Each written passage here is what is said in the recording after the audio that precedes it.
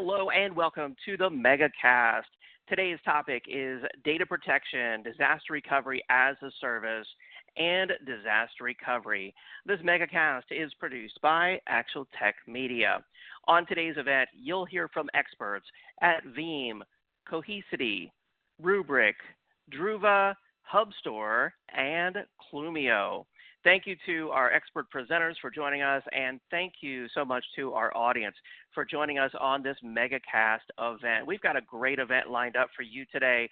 We've got folks commenting good morning, hello from across the United States and around the world. So thank you so much for everyone out there who took their time to join us on the event. We know that your time in IT is busy, and we've been in IT ourselves. And so, again, thanks for taking time out to learn on this event. We want this to be educational. We want to help you get all your questions answered. We know that data protection and disaster recovery is a hot topic. It's one of the most popular topics that we do as an event series. So, again, it's going to be a great event. Keep your questions coming. We do have the questions box there on the left-hand side of your audience console. If you haven't discovered it yet, I can highlight it for you or call your attention to it that way. Again, thanks for all the great comments, but we also want your technical questions as they pop into your head during the event. Just put your question in there. We'll be doing dedicated Q&A sessions with each of our 6 expert presenters on today's event. So queue up those questions, and I'll be asking the best questions that I see come in during the live Q&A sessions. Each presenter on today's event will speak for roughly 20 minutes. If you haven't been on a Megacast before, this is a fast-paced, hopefully fun-filled, educational event. We do have some awesome prizes lined up for you on today's event. In fact, I'll be talking about those in just a moment. But first, a couple other things. We want this to be a social event, so you can tweet directly from your console using the Twitter icon on the bottom of the screen. You've got questions for us. I will also have some questions for you out there in the audience. So we appreciate, of course, you answering the poll questions. Those will appear in the slides window periodically throughout the event. And I'll be sharing the results of most of those questions with you. So we appreciate your participation. This is a live event.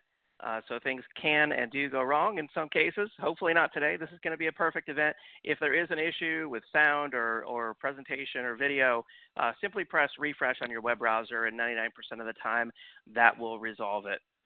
I also want to call your attention to some handouts. Those are there in the left-hand side of your audience console, starting off with a link for Veeam Office 365 Backup. That will take you to the Office 365 Backup for Dummies book. You can just put in a few simple pieces of info there in that link, and you can download the Office 365 book yourself. Great resource for you to learn more about protecting Office 365. And then there's also PDF assets from all of the other presenters on the event today: HubStore, Cohesity, Clumio, Rubrik, and Druva. So make sure that you download those PDF assets, and you can check them out after the event. Now, I mentioned prizes. This is a Megacast, and we like to say we have mega prizes on the event. Today is no different. We'll be giving out 5 Galaxy Note 20 Ultra. These are big, awesome, amazing smartphones, really cool new devices. You want to be on the list to win one of these things. Best of luck to you. We also have, I don't want to even call it a consolation prize, because a $500 Amazon gift card, you could, buy a pretty amazing smartphone yourself, most likely. We'll be giving those out every 30 minutes on the event today. So 6 presenters means 6 Amazon $500 gift cards and 5 Galaxy Note 20 Ultras. You must be live in attendance to qualify. There are some other legalese prize terms and conditions. I will be announcing the prize winners after each of the respective Q&A sessions. Full prize terms and conditions can be found there in the Handouts tab. All prize winners must submit an IRS Form W-9 to Actual Tech Media. We'll reach out to prize winners after the event via email. I also want to point out that we have been supporting the Diane Fossey Gorilla Fund. That is one of our selected charities, as well as One Tree Planted, along with the Gorilla Guide Book Club. You can subscribe and download free educational ebooks over at gorilla.guide. These are full-length, high-quality educational books. If you want to learn about the latest and greatest in data protection, hyperconvergence, cloud computing, Kubernetes, there's books over there of all kinds and of all topics. So make sure that you check those out. Social media, you can follow Actual Tech Media on Twitter. You can follow me as well. The hashtag for today's event is ATM Megacast. And if you tweet using the icon on the bottom of the screen, that hashtag will be automatically appended. I'll be following Twitter as best I can throughout the event, retweeting and commenting to anyone who cares to socialize the event. Of course, we appreciate your participation in that as well. You can subscribe to Actual Tech Media on all the social channels. In fact, on the top right-hand side of your console, you'll find a link for YouTube, Twitter, and LinkedIn. You can also subscribe to the 10 on Tech podcast by Actual Tech Media in the iTunes store. We post most of our latest and greatest content over on LinkedIn. Seems like the most active technology social site. So I encourage you to follow Actual Tech Media there as well.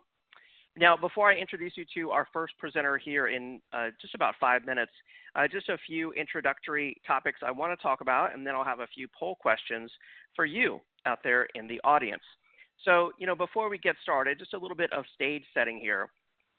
I encourage you to clear your mind for a moment and think about what's your disaster recovery plan look like today. Envision it. Is it a book? Is it an electronic document? Is it comprehensive? How quickly could you enact that plan? What would it take, to execute your disaster recovery plan? Are there different phases of it, if you will, or different levels of disaster? Because you could have small disasters, versus large-scale disasters. So think about that as you consider the many solutions that you'll learn about on the event today, and how these solutions can help you to improve your plan. I mean, after all, it's a scary time out there for us as IT professionals. It's a scary time for our company's data. You hear statistics, in the news. You hear ransomware attacks all the time. Cybercrime damages are estimated to hit $6 trillion this year. Global ransomware damages will exceed $11.5 billion. So it's just some scary numbers, and it's not just the big hospitals or the government or the big banks that are being attacked. I mean, it's the ma and pa small businesses. My local fire station, their data was held for ransom for some time. It's scary. It's affecting businesses of all shapes, all sizes, every company out there. And for us in IT, with massively growing data sets, with data being distributed more and more across mobile devices, across the public cloud and the internet, and our data is, being attacked and then sold and held for ransom. And in many cases, they're even doing scarier things than that. They're taking personal data from the data that they've ransomed and then putting that out on the internet. So it's a scary time, and we in IT, need to be looking always for new solutions. Cloud disaster recovery is a relatively new solution that offers us a lot of flexibility, more so than when I was doing disaster recovery as an IT manager, where we had to look at a co-location center, across town or in another city, to replicate our data to, with hardware-based replication that was just crazy expensive, and you needed a ton of bandwidth. And for a medium-sized company like the one I worked for, it was really just cost prohibitive to do that type of thing. But cloud disaster recovery makes disaster recovery affordable for everyone because it's, utility-based, consumption-based pricing. It has this infinite scalability. I don't have to buy a one-for-one, storage and hardware matching a server and storage infrastructure at the co-location or the secondary data center. It's all in the cloud, and I can spin it up as I need it to recover from any sort of disaster, whether it's a small disaster or a very large-scale disaster. It's elastic, and when I'm done with it, I can just spin it back down and replicate my data back. And it's really this DR on demand, and more it's pre-built, so you can push a button and it's automated. And I love how it's really making DR easy. And a number of the companies on the event today will talk about, of course, leveraging cloud for disaster recovery. So as you look at these solutions, I encourage you to Look for solutions that offer high performance backup and recovery or restore. I mean, recovery is always the true tell of a successful disaster recovery system or data protection system. You have to be able to recover. Look for a solution that's scalable to your data and to the cloud, solutions that are affordable and easy to test. I love being able to test these solutions in a proof of concept, see them for yourselves. Look for solutions that make disaster recovery easy, because traditionally that's been a challenge. Disaster recovery has been complex, and we have constantly changing dynamic environments that we're trying to protect. So how can these solutions help you to make it easy? And then, of course, a solution that offers solid support. You're going to have questions along the way. That's normal. And with that, we've got some great solutions lined up for you today with experts from all of the companies you see there on the screen. I'm really excited to hear from these experts. I've seen sneak peeks at some of their presentations, but it's going to be a great event. So we're about 1 minute before we kick it off, and I want to ask you out there in the audience, what's your greatest disaster recovery challenge? Is it cost, performance, security, education and training? Is it the constant change? Is it getting executive buy-in, or is it complexity? Or maybe if it's not on there, just select the option that corresponds to you, out there at your company. Again, I'm sorry, but if it's not on there, post it in the questions box, and I'll share it with everyone out there on today's event, out there in the audience. So thank you, everyone who's responding to that poll. In retrospect, I wish this poll had been multi-select, because I know it's hard to just select a single answer, right? I don't think I could select a single answer to this question, but it is a single select. So select the option that's your single greatest disaster recovery challenge, if you had to just pick one. So I appreciate the responses coming in. Let me go ahead and share the results with you. And 34% said cost. Just the cost of disaster recovery is a challenge, followed by 18% said complexity. I mean, that's really telling. With all these other, security and performance on here, 18% said, no, complexity is the second most challenging thing, followed by constant change. And I guess those kind of go together, actually. We had other comments here coming in. They said it's tough to select just one. Confidence in backup and recovery is our greatest challenge, said Stephen. Synchronization and capacity replication of data is a challenge. Lots of good feedback. Thank you. One more question here. It says, when you're invited to a vendor webinar that promises entertainment such as a chef or concert or magician, in addition to the technology topic, does that make you more or less likely to attend, or does it really matter either way? And so I'm kind of curious about the answer to this one. We do a lot of online virtual events, and so we're just trying to figure out, what would make these events better for you. We periodically ask questions like this for everyone out there in the audience. I appreciate everyone answering this one. Another piece of feedback came back here. Christopher said documentation. Having up-to-date documentation is a challenge with disaster recovery. And I know when I was creating our disaster recovery plan, that was a huge challenge. Having a binder in the data center or, on your laptop at home in PDF it's always out of date. And I know there are some disaster recovery solutions out there that can help with that, help with the documentation. Kathy said testing. We got to keep testing. And that's always a challenge. All right, thank you everyone who responded to this poll. I'm just going to share the results to this one. It's a tie between makes it more likely to attend and just really doesn't matter. But either way, it doesn't. Most people, 5%, only 5% said it makes me less likely to attend. So thank you everyone who responded to that poll question. And with that, I'm excited to introduce you to our first set of presenters on today's Data Protection and Disaster Recovery Megacast. Excited to welcome Edward Watson, Product Marketing Manager, and Corinne Bassett, technologist for product strategy, both at Veeam. Edward and Corinne, are you there? Yes, David. Thanks for having us. Thank you. Thanks for being on. Take it away. Absolutely. So we've got an exciting lineup here for you today in terms of this presentation. Microsoft Teams backup. Hopefully this is something top of mind for you, especially, we know a lot of organizations have been deploying, with obviously the remote challenges we've been dealing with. So we'll give the what, how, and why today on really why you need to essentially start backing up Teams data. So first, to kind of level set the conversation here, hopefully you're familiar with the reasons why you need to back up O365 as a whole, right?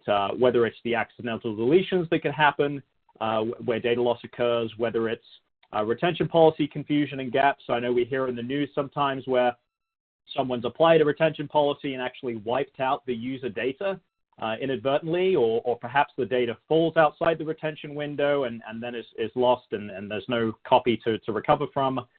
Internal security threats, external security threats, legal and compliance requirements, regardless of what the reasons are, you may be more concerned about one or the other, but really, hopefully you are well aware of all of these reasons. And kind of the key reason I want to cover today is really, there's these 6 reasons, these key reasons, but then there's actually a 7th reason. And that 7th reason is all around the Teams data structure. And why is it the Teams data structure? Well, when you think of the Teams data structure, we're talking about complexity, we're talking about data that may be scattered through O365. Maybe you don't fully understand how the data is structured, and really that's one of the biggest risks of protecting Teams data is actually not adequately protecting Teams data. So we're going to dive in today on how that actually breaks down in terms of the data structure. So how does Microsoft Teams work? When we think of Microsoft Teams, it's actually not a self-contained application. It brings together data from Exchange Online, it brings together data from SharePoint, OneDrive for Business, puts it all together into this one pane of glass abstraction layer that we all use today, right? Most of us are using Teams today, or at least 90% of the Fortune 100. And to date, many backup vendors, perhaps your backup vendor today, is that they do have the ability to back up the data within each of these sources. So to date, the Teams data that resides in Exchange Online, SharePoint Online, OneDrive for Business, like many vendors, Veeam can back up the data within those sources. Now, Microsoft actually recently provided the APIs to backup vendors to back up these sources. So my challenge for you today is, if you're looking for a backup solution, if you're currently using a backup solution for Teams, make sure that you're using a vendor that not just backs up the data within these sources, but is actually utilizing the Microsoft Teams API, the backup API that Microsoft are providing, because then you're actually providing full protection over that data, right? You're actually being able to back up not only the data within those sources, but also things like the metadata, things like the configurations, which includes settings, members, the actual team structure. Because at the end of the day, you don't want to merely back up the Teams data within those sources, but the Teams data structure itself, the members, the teams, the settings, the tabs, the posts. The way that Veeam does it, we utilize the metadata. So we back up the metadata on the source side, which allows much more restore efficiency, enables much more restore granularity. We utilize Veeam Explorers for much more granular e-discoveries, fast, easy e-discoveries.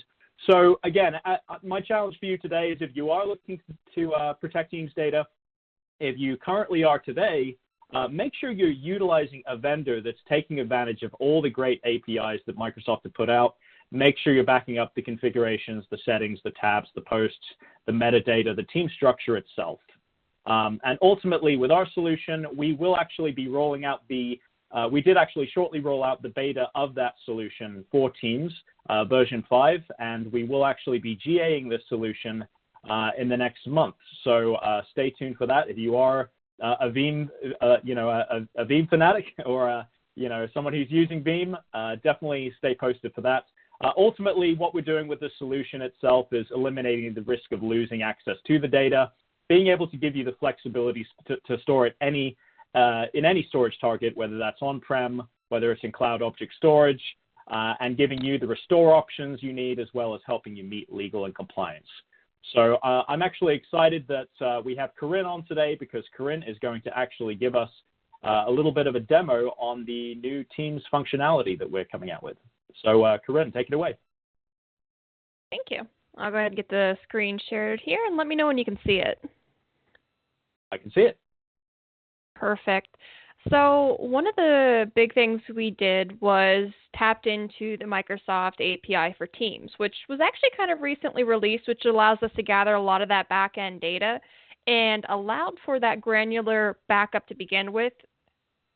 But we've also created something in addition. We made a new Explorer. Our new Explorer is going to be the Explorer for Microsoft Teams, of course. And it looks very similar to the rest of our Explorer's types. And one of the biggest differentiators between our Explorer and a lot of the other Explorers that we've seen start to come out on the market is you can search across all of your Teams data all at once, instead of having to individually go into each of your sites to see if there's which document is in there. And that makes for a great help desk functionality. And this is an example where I have a restore support desk email box, and we have someone named Violet who requests a file that was labeled OSI, and she wants it restored back to site documents.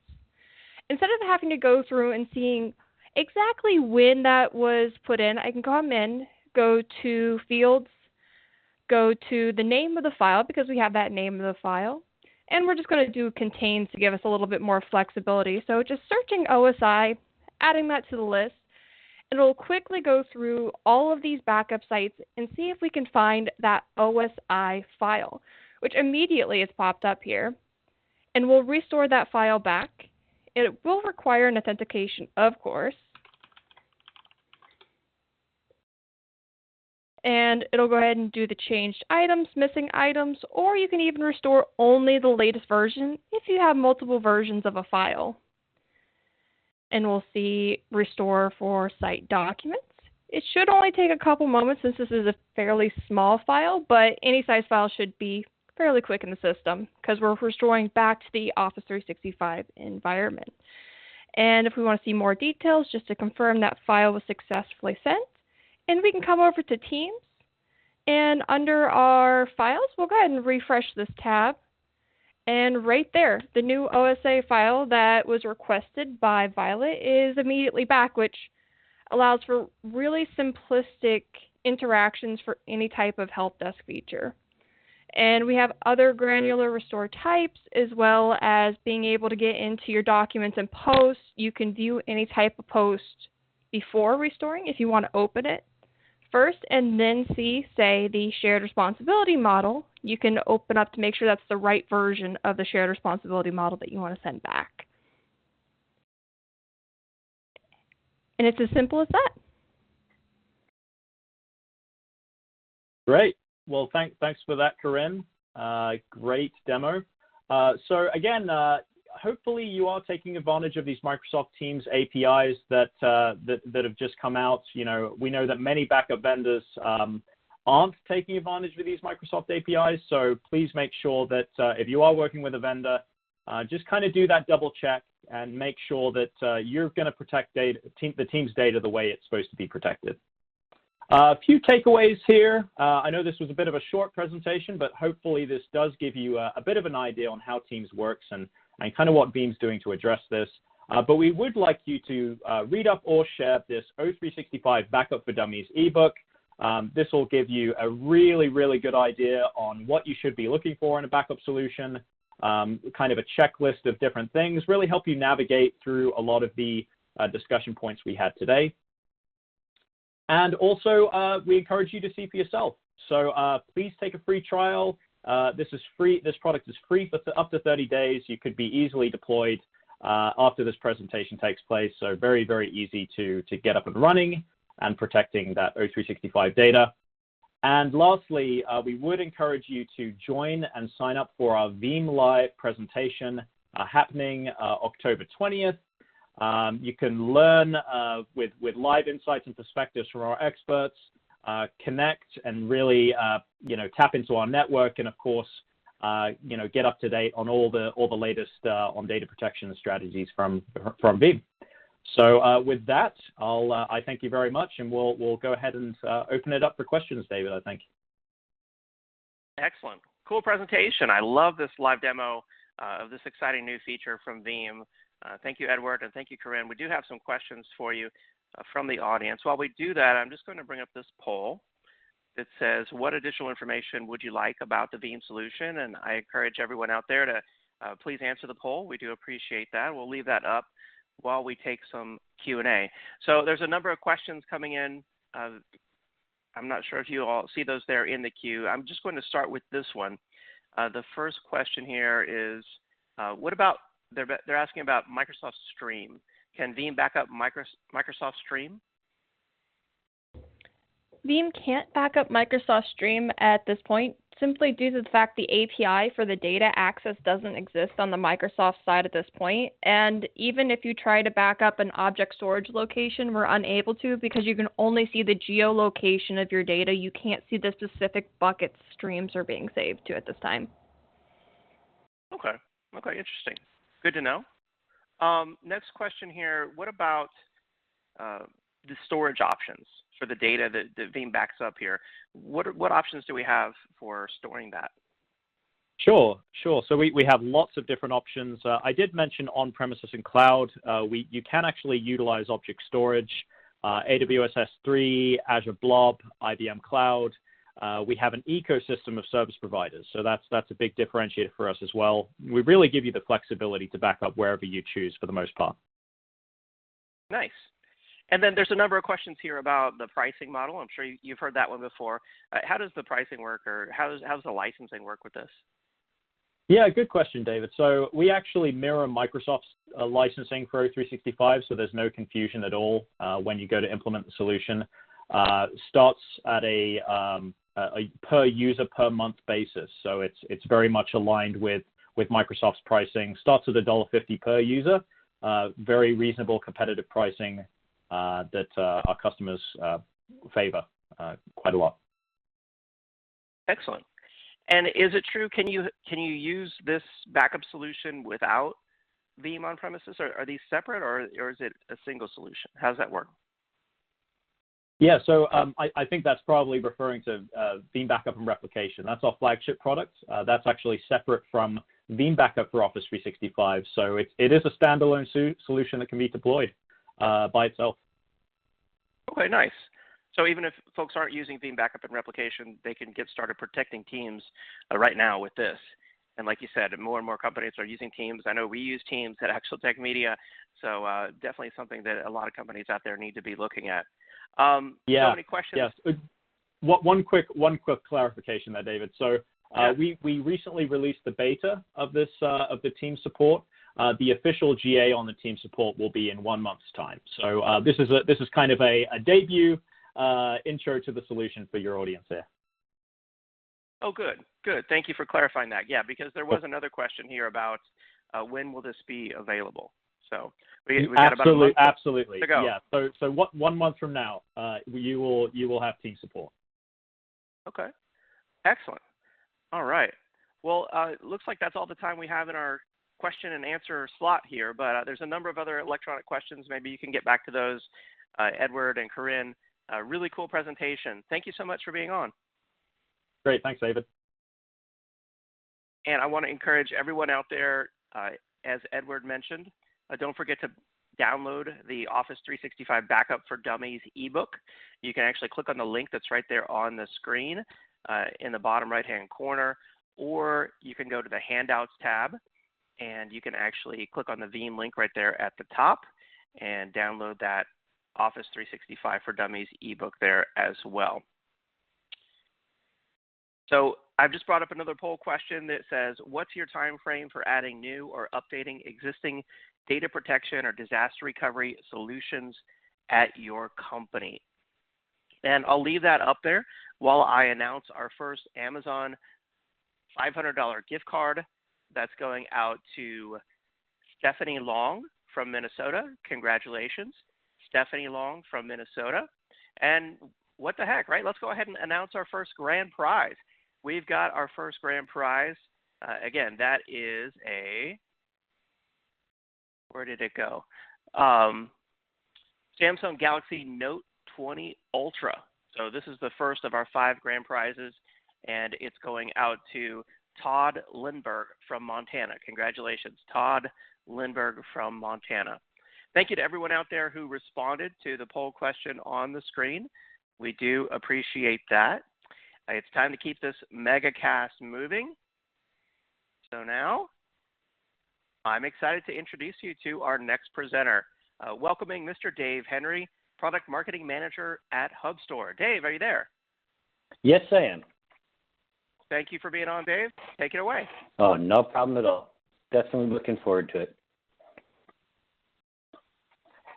So hello, everybody. This is it's my honor to present the HubStore solutions. In fact, we're going to talk about how HubStore can be your data protection secret weapon. Before I get into any detail with that, let me give you a little bit of background on me. I am the product marketing manager for HubStore. I started earning a living full-time in IT in January of 1987.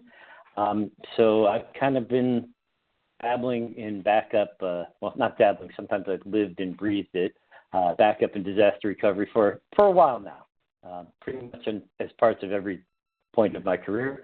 I've done time in many different data centers and worked with many different cloud platforms, and I'm the guy in the marketing team who took the technical route into our marketing team rather than the marketing route, which is occasionally strange, but it's working for me. So let me tell you a little bit about HubStore. I won't spend a lot of time on this because that's not really what you guys are here for. You're here to hear about the solutions. But, there's a couple of interesting things about the company that actually affected my decision to join the company. So we've been around for a little over 5 years now, based out of Canada.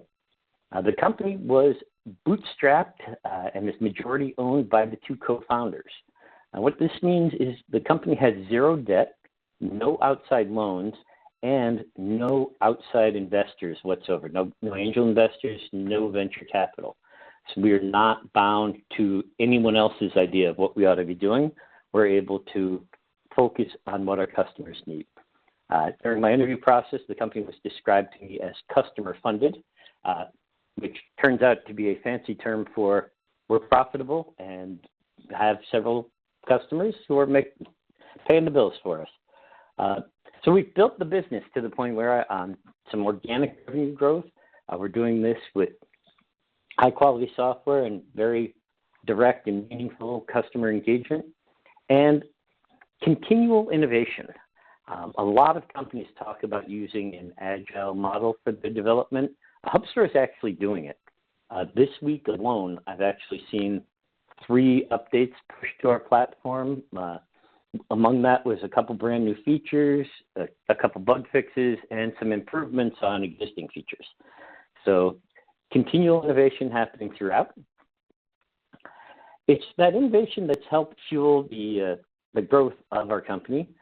We've sustained a 70% year-over-year growth rate. We have multiple clients with dozens of petabytes of data and continuing to grow with us. We find that a lot of customers, after they've chosen our backup for one portion of their IT infrastructure, will then expand to others. So within these customers, we're managing dozens of billions of objects. We've got hundreds of customers, 2 of them in the Fortune 100, and some other ones you might have heard of before, like Monster and Virgin Hyperloop.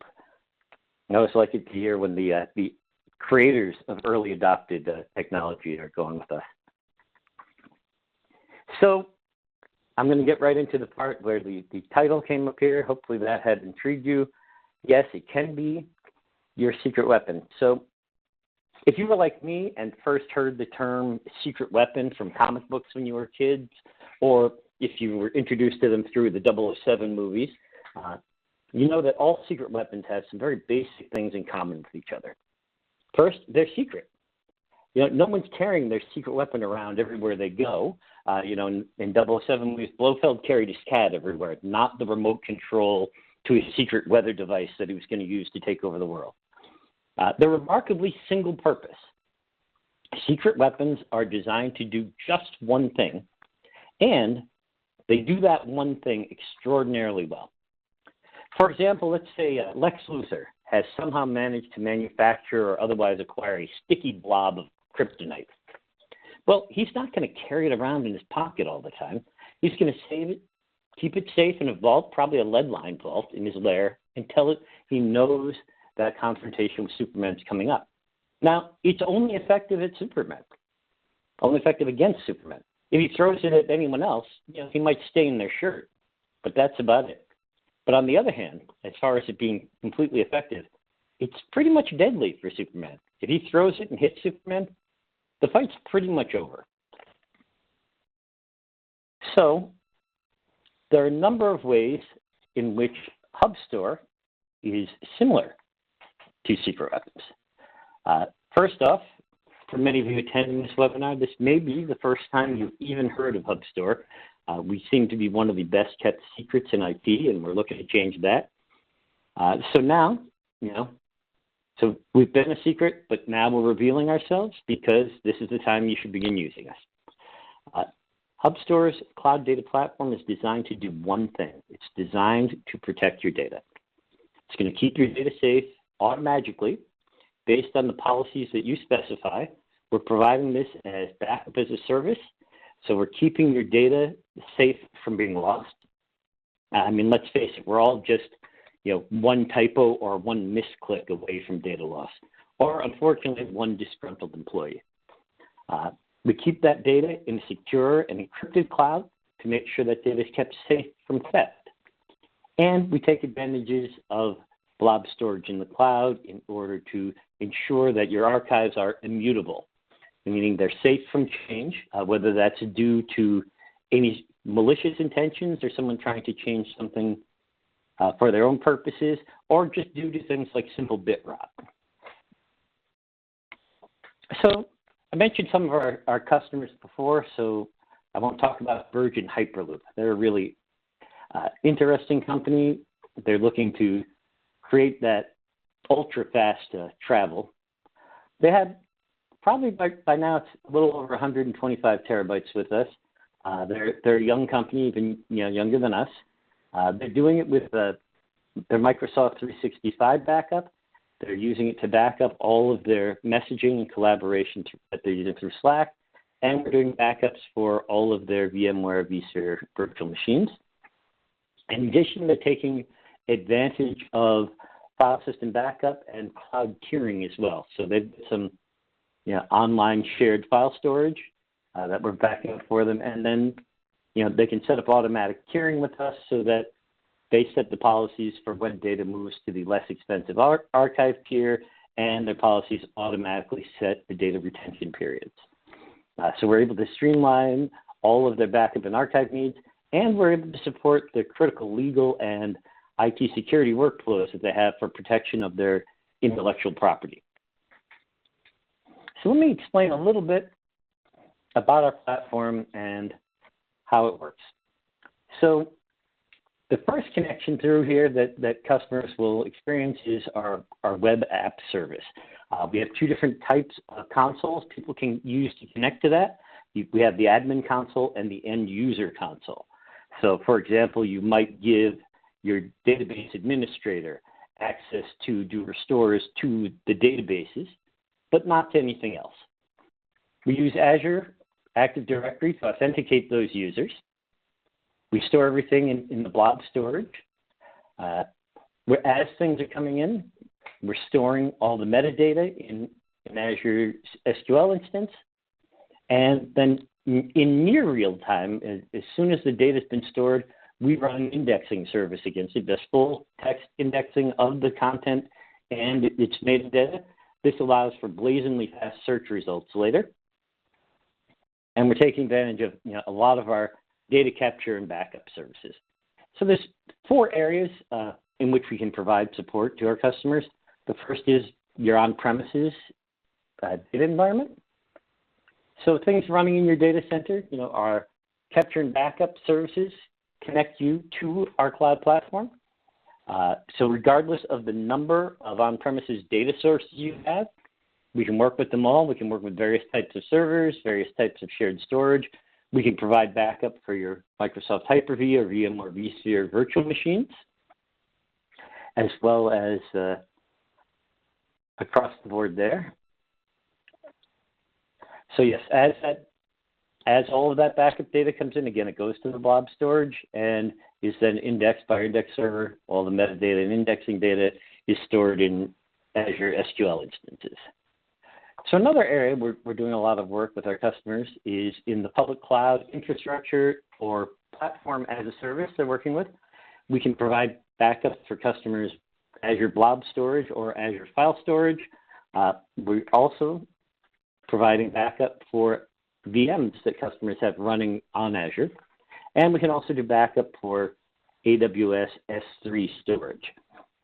Now, the way we do this is rather than have anything connect back down to your site and send the data back up, we do a direct cloud-to-cloud connection to do the transfer of data. Again, all authenticated through the credentials you've provided us, stored in our secure Active Directory authenticator. So we go through here so that data transfers there. Now, a lot of these services provide their own backups. So many people ask, why would I need additional backup? And the answer is because you want to be able to sleep peacefully at night. You want that 3-2-1 rule for any backups, which is at least 3 copies of your data in at least 2 different locations, and that one golden copy of the data. So that one truth of the data should have 3 copies in 2 different locations. So they refer to that as the general backup best practice rule of 3-2-1. So we can also work for people's public cloud SaaS services. So anything we're getting a lot of people using software as a service. People have moved over there. Listed it as Office here. I'm working on calling it Microsoft 365 since that's their name change from a little while ago. We actually have all our materials and website updated to stop calling it Office 365, but Microsoft 365. But yes, we support backups of everything there. As we mentioned earlier, version Hyperloop is using us for Slack backup. We have a couple other cloud services available out there that we're providing backup for, Box and Cloud9. And we have many more to come. One thing I do want to say is within the Microsoft Office, we actually have had support for Microsoft Teams available for a little while now. We have customers actively using it. In fact, we put up a post on our blog today describing it and giving you access to the data sheet. So if you're interested in learning about Teams backup, that's live in production. Feel free to check that out. The last area where we can work with customers is we have a very thorough and extensive software development kit. So what you want to think about, let me go back and take care of one thing that I want to mention. So, we have customers who are pulling data into the HubStore data platform from their local data center, from the public cloud infrastructure as a service, and from their software as a service, all into HubStore. All of it is being managed by a single unified management console. And because of that indexing and that single console, you're actually able to create a single search that will search all of your data stores and give you the results across all of them. So if you were searching for the name of the new project that's coming out to make sure that all references to your intellectual property were kept safe, you do one search and that would catch things across that came up on your virtual machines, that came up in your email, that came up in Slack or Teams messages, anywhere. You'd get that. So this makes e-discovery or legal holds incredibly simple and very thorough because the lawyers like that. So our software development kit, we're able to build it because everything is based upon our API-first architecture. Anything you can do with HubStore in the GUI, there's an API available for it. So things people are doing with the set here is building custom connectors. So a connector is the software that connects to a data source and provides that data to the HubStore cloud. So you might be running multiple different connectors based on the types of data sources you have, or if you have multiple databases, you would be running multiple versions of that connector. But we can only move so fast, so we don't support everything yet. And in that case, if you have a special need and you've got some really good developers on site, you can build your own custom connectors, especially if you want to have something that works with your own homegrown applications. We have people creating their custom skins to the HubStore interfaces, as well as many people doing some monitoring are with their own ticketing system, things like that, are able to integrate HubStore into their application, allowing that HubStore to be the back-end backup and storage for their application. If you get the software development kit, there's a couple things in there. We provide complete documentation. Every API command is documented in full with all the options and everything you might need. But we also provide some sample applications so you can see examples of the code, how they're actually used, and get that. And of course, if you're using this, our tech support is available to you to help out. So if anything I've talked about here has caught your interest and you want to know more and kind of figure out how you could proceed next, the first thing you could do is, if you're interested in doing a virtual machine backup, you could actually download the software now, and by an hour from now, you could be backing up all of your VMs. The majority of that hour will probably be spent getting purchasing authority for it. All of our services are billed on a pay-as-you-go basis, so you're only paying for storage actually used. And if, however, you're looking for something a little more complicated, like maybe you want to get a yearly subscription, get a little bit of a discount that way, your company needs to be billed by invoice instead of that monthly subscription. Or we have some customers, rather than running their tenant in our cloud, we have customers who are actually self-hosting HubStore. So that would be called the isolated tenant or the dedicated instance there. So if you got questions about anything there, you're able to contact us to get your questions answered. Or if you know you're interested and you're not sure what your next step might be to find out more about HubStore, you can contact sales. We can get you a demo scheduled or anything else you need in order to make sure you can check it out and see whether or not it would meet your needs. So excellent, while Dave. we were, so did we have any questions come in? I see a couple Absolutely. questions in the window here.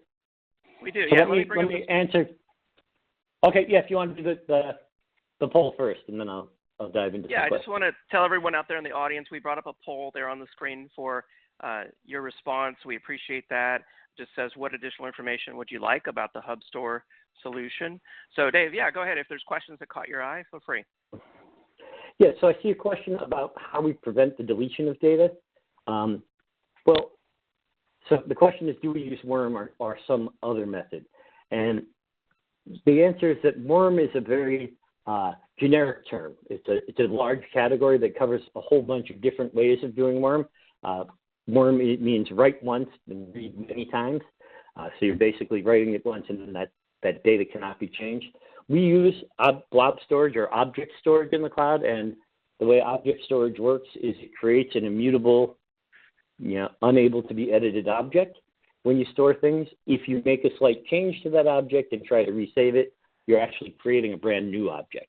So that stops the data deletion. And that is stopped for the retention period that you set, and handles everything, again, automatically for you.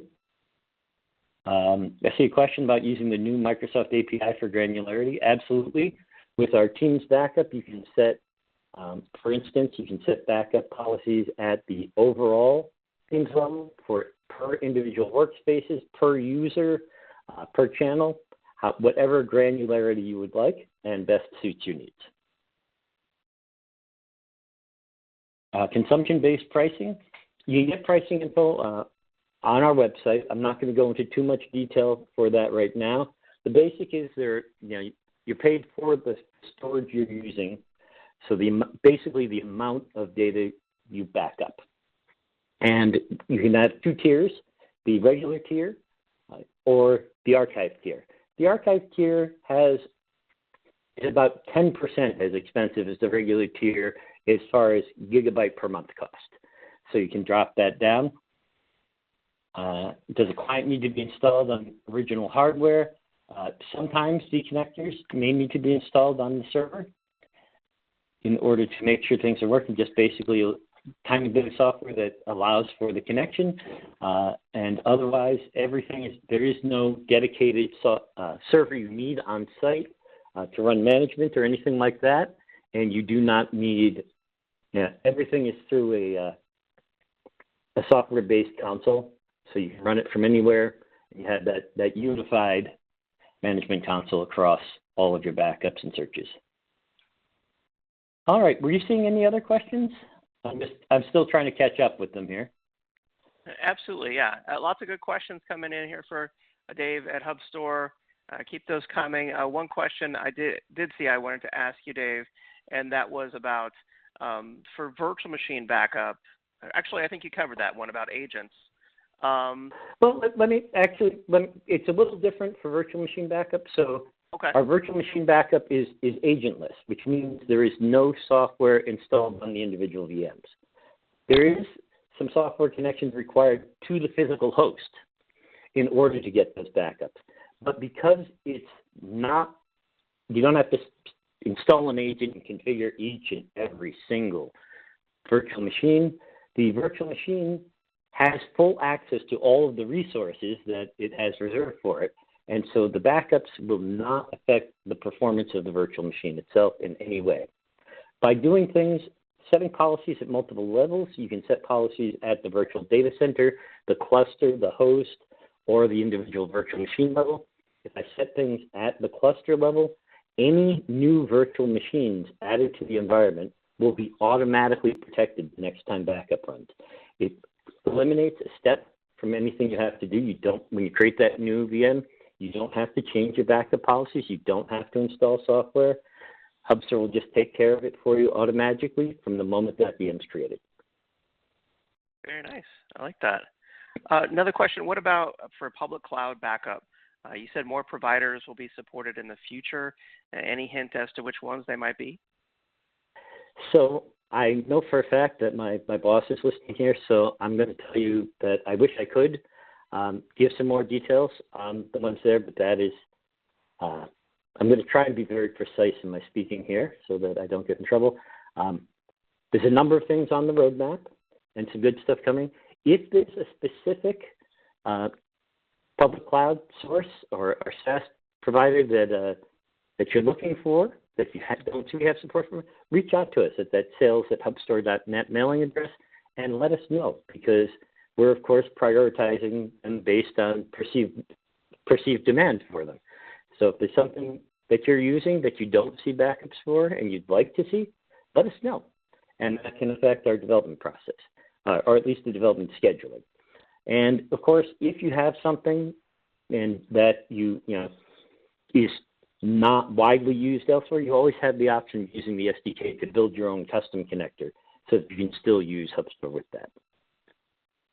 Got it. Okay. Excellent. I like that feedback loop there. Another question here from San, I see they're asking, what different types of backup does HubStore do? Like, how does that work with HubStore? Mostly fulls and incrementals. We actually, on the back end, can create a synthetic full so that you don't, when it comes time for restore, you can just pull that full restore down and know that it has the most recent incremental information in there as well. You could set it up to do differential backup, but we find that incrementals tend to be a little more useful as well as easier to do restores from, because, let's face it, nobody is backing up data because doing backups is fun. It's just not. It's a necessary evil, and you want to do it there. And if everything goes perfectly, you're never going to use that data that you spent all that time getting to be sure you're copying exactly byte for byte. But it's the insurance policy. I started throughout my IT career, I have never once seen someone get fired for a failed backup. It just doesn't happen. If I'm in charge of the backups and one of them fails, I'm the only one who knows about it. However, a failed restore can become what we call a resume generating event. And failed restore is where you find career changes caused. So the main thing you want to do is ensure that that restore goes fast, and there's nothing like trying to do a restore of the CEO's mailbox while he's breathing down your neck. Not something that's happened at my current company. This was in the past. So you want to make sure that, so to ensure that restore goes well, we're mostly sticking with the synthetics with the full backups or the incrementals, or using those incrementals to build that synthetic full. So you can just do one restore, even if your last full backup was a week ago. Great point, Dave. Well said. It looks like we're running out of time here in our Q&A session. Last question I wanted to ask you is ways to get started here. I just brought up that slide. What do you recommend? So if you're looking at solutions for virtual machine protection, I would say check out that Deploy Now link. You've got some opportunities to download the software, sign up for a HubStore account, and you could start using it immediately.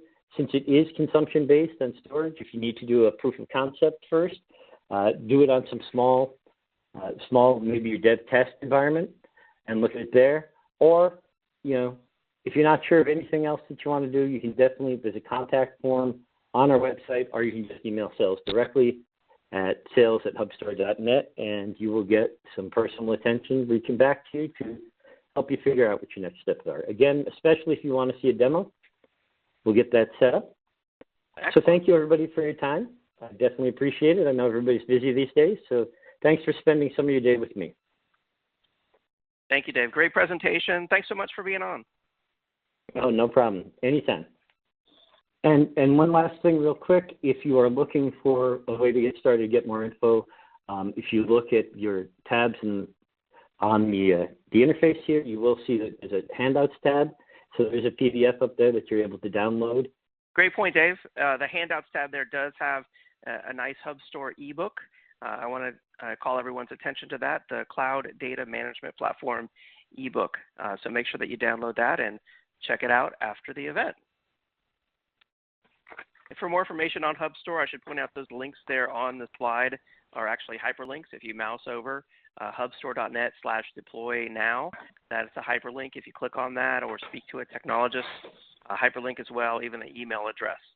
So I'll just leave that up there while I announce our next prize winners. We have an Amazon $500 gift card going to Edward May from New Jersey. Congratulations.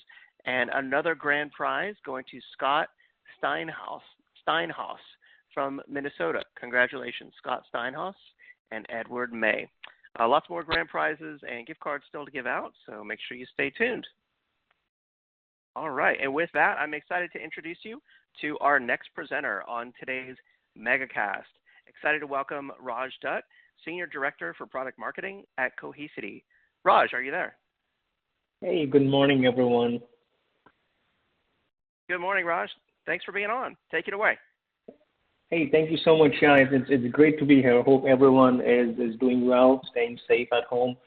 I'm Raj Dutt. I'm part of the product marketing team at Cohesity, and most people on the call might know of us as a modern backup solution or platform solution that has disrupted how organizations think of their backups, how they think of managing their unstructured data through a platform approach. But today what I'm going to talk about is actually something a little different. We last week launched or announced a new capability around business continuity and disaster recovery. And that is where I'll focus most of my time. But just a quick on Cohesity, as most of you might already know, we are we consider a unicorn based out of Silicon Valley, and our focus is on redefining data management. And one of the ways that our customers can start managing and leveraging their data is obviously through backup, but going forward will also be through disaster recovery. Both these solutions are somewhat related, but right now what we're talking about is how can Cohesity help enterprises minimize their application downtime and reduce data loss. So agenda for today, I'll focus on a few customer problems. Hopefully you guys can relate to it. The architectural approach that we have taken and how that delivers the benefits to you, and get to the point where there is little to no application downtime or data loss. But before we get into it, let's look at what's happening in the space out there. Again, something that you can relate to. We all rely on applications to operate. In fact, businesses rely on anywhere from a few hundred to a few thousand applications to run to make every day happen.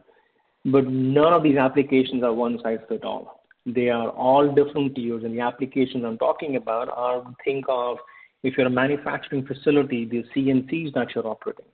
Think of, if you're a hospital, the billing applications that you're running, the HR, the financial applications that your business relies on. They run across multiple different locations. We all use applications which are physically inside a data center running versus some across SaaS. And then they all come with different service level agreements. And what I mean by that is some are supposed to be up and running 24/7, 365, whereas others, if they do go down, it's okay. It won't kill the business. It might hurt productivity, but it won't bring down the business. What's interesting is when ESG recently did a survey, like was literally a month or so back, they asked a few hundred decision makers, IT decision makers, like, what is your tolerance of data loss? As you can see on the slide, it's pretty tight. Almost 80% of the respondents confirmed to have no more than 30 minutes of data loss tolerance. And you guys can confirm it is pretty tight when you look around on how complex the environment that you operate. But then when they were asked how often they are able to meet the recovery SLAs, as you can see, less than a quarter of respondents confirm that they can actually meet the pre-established SLAs, recovery SLAs, that they themselves established actually. So obviously there is a big gap between the expectation and reality. And the question is why? Why organizations, even after investing gazillions of dollars in IT, in backup, in disaster recovery, are unable to meet their own established SLAs? So multiple reasons, but one of the main ones is to meet different SLAs, because all applications have different SLAs, and organizations can have anywhere from 3 to 6 to 7 different tiers of applications. They rely on different techniques to meet those SLAs. So anywhere from a backup to a storage-based snapshot, CDP, automated sync replication. In high-frequency trading, you might be relying on something even more sophisticated. So again, multiple point solutions, multiple techniques that organizations are relying on to meet these different SLAs. What's interesting is the interdependency of these applications. And what I mean by that is your mission-critical application might be up and running within a few seconds, but the data that it needs to run might actually be sitting in a next tier, a business critical, or even a lower tier application. So what I mean by that is, in a traditional environment, you have a production, and for mission critical applications, that is replicated VM-based application to a disaster recovery site. But in order to do that, the customers, you actually are not just standing up a physical environment as a parallel environment, but you also are relying on multiple additional VMs that I'm representing, those purple VMs, both on production and DR side, just to manage the data transfer and maintaining that heartbeat between the two sides. So additional infrastructure is required just to protect your mission critical applications. But then the lower tier applications, you back those up. Again, multiple point products from media servers, master servers, target storage, all coming from different solution providers. and then customers replicate that to another site. So what happens, like I said previously, when there is a mission critical application that is up and running in the upper tier, if I could point with my mouse, and the lower tier applications are running in the backup environment where there is interdependency. So you're only as fast as the slowest piece in the puzzle. And that is one of the reasons why organizations are seeing longer downtime, data loss, and also even security that I'll come to in a minute. Because ransomware is the third and growing reason of data loss. So obviously human error, we are the number one reason of data loss, followed by natural disasters, and third very close is ransomware and growing. So what's happening here? So we talked about the technical or the IT problem, but what's the business challenge here? Obviously, it's making the environment complex. It's forcing people to take longer time to recover, so essentially leading to missed SLAs, longer downtime, and cost. While cost is not top of mind when you talk about disaster recovery or business continuity, in today's environment, and there are a number of studies, researchers already done in the last 6 months, where due to COVID-19, organizations actually are facing a bunch of challenges. So the complex IT, and I'll just quickly build this slide out, organizations are experiencing shrinking budget. Almost 50% of respondents, again, this is a survey done by ESG back in May, said they are experiencing a significant reduction in IT budget. They're also having higher challenges working remotely because they are unable to access their facilities as often as they would like it to. And then worse, almost 50% of the organizations are experiencing a significant increase in cyber threats by us working from home, because obviously our home networks are not as sophisticated as one would expect to be when you're physically in the office. So how are we addressing it? Going back to this visual where I talk about multiple point products being leveraged to address multiple different service level agreements. Cohesity is collapsing all of this on a single converged platform that is going to consolidate backup, continuous data protection, and automated disaster recovery on a single solution, all managed through a single policy framework. In fact, what this is going to be an intent-based framework where you will be able to define the end goal, what the SLA is you want to achieve. And based on that, Cohesity solution will help you get there. So essentially, in your app, you define, your GPS app, you define where you want to be, and then ways you would find the best way, the shortest way, the fastest way to get to it. So similarly, intent-based, policy-based framework is something that will help our customers get to the SLAs that the businesses are relying on. And how we'll do that? So similar visual that we looked at a few minutes back. What we are doing is we started off by simplifying the backup environment. We consolidated multiple point products on a single software-defined solution. So customers can do snapshot-based backup, and they can also leverage the same solution for continuous data protection or CDP. What we just announced is the ability to do automated failover and failback of mission-critical applications to achieve near zero RPO and RTO. So almost no data loss and almost no application downtime. And given that everything is running on a single policy framework, our customers can actually leverage the same infrastructure, same policy to move non-mission critical data to another Cohesity site. What advantage this delivers is the application interdependency that I was talking about, where in the DR testing, which is a non-destructive sandbox environment, comes as part of the solution, will allow customers to do these testings and see how these applications are interdependent. and what SLAs can I actually achieve versus what I'm committing to. And that's where the joint or a converged solution will be able to help meet those SLAs. So talking about benefits, let's talk about that.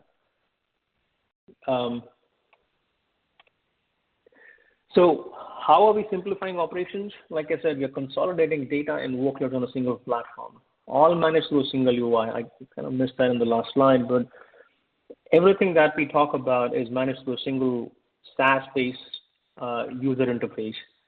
So in a situation where the primary site goes down, including Cohesity, with just a few clicks through Helios, our customers will be able to bring the DR site up and running and do the failover process or initiate the failover process.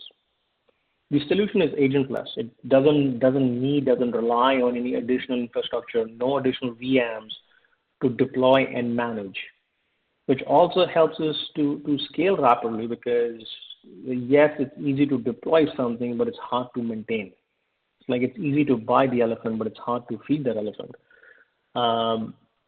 The same way, when you're deploying an architecture like Cohesity, it easily scales to address your growing business needs.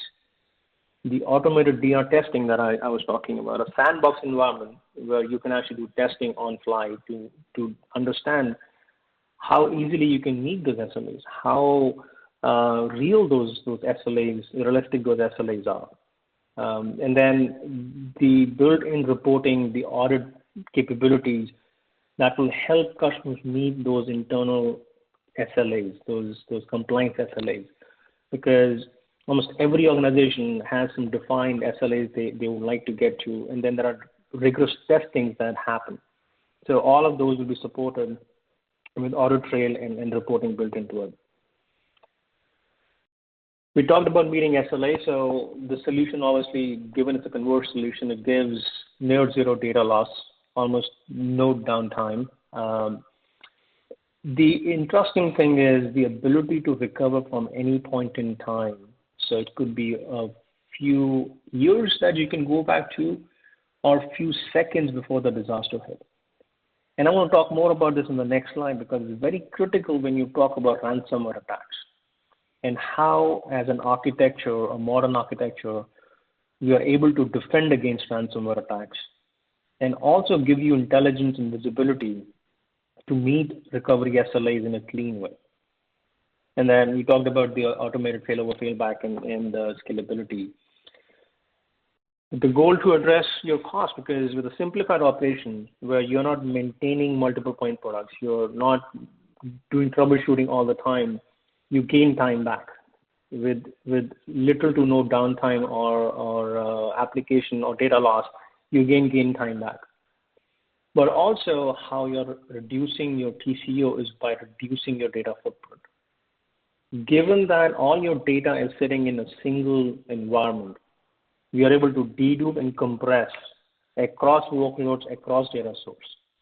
So the data that might be coming in from a mission critical application standpoint, and then as a waterfall will be moved down to a next tier after a certain amount of duration, we will not just back it up again, we will dedupe, compress it. So you're not maintaining two sets of data in two separate parallel environments.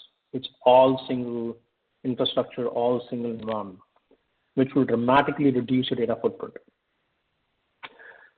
So coming to security, something that is top of mind for almost everyone.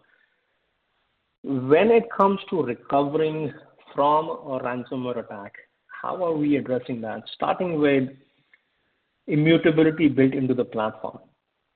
Now, why is that important? It's important because in a VM-based replication solution where the DR is happening between two sites, how do you know that you are not infecting the DR site?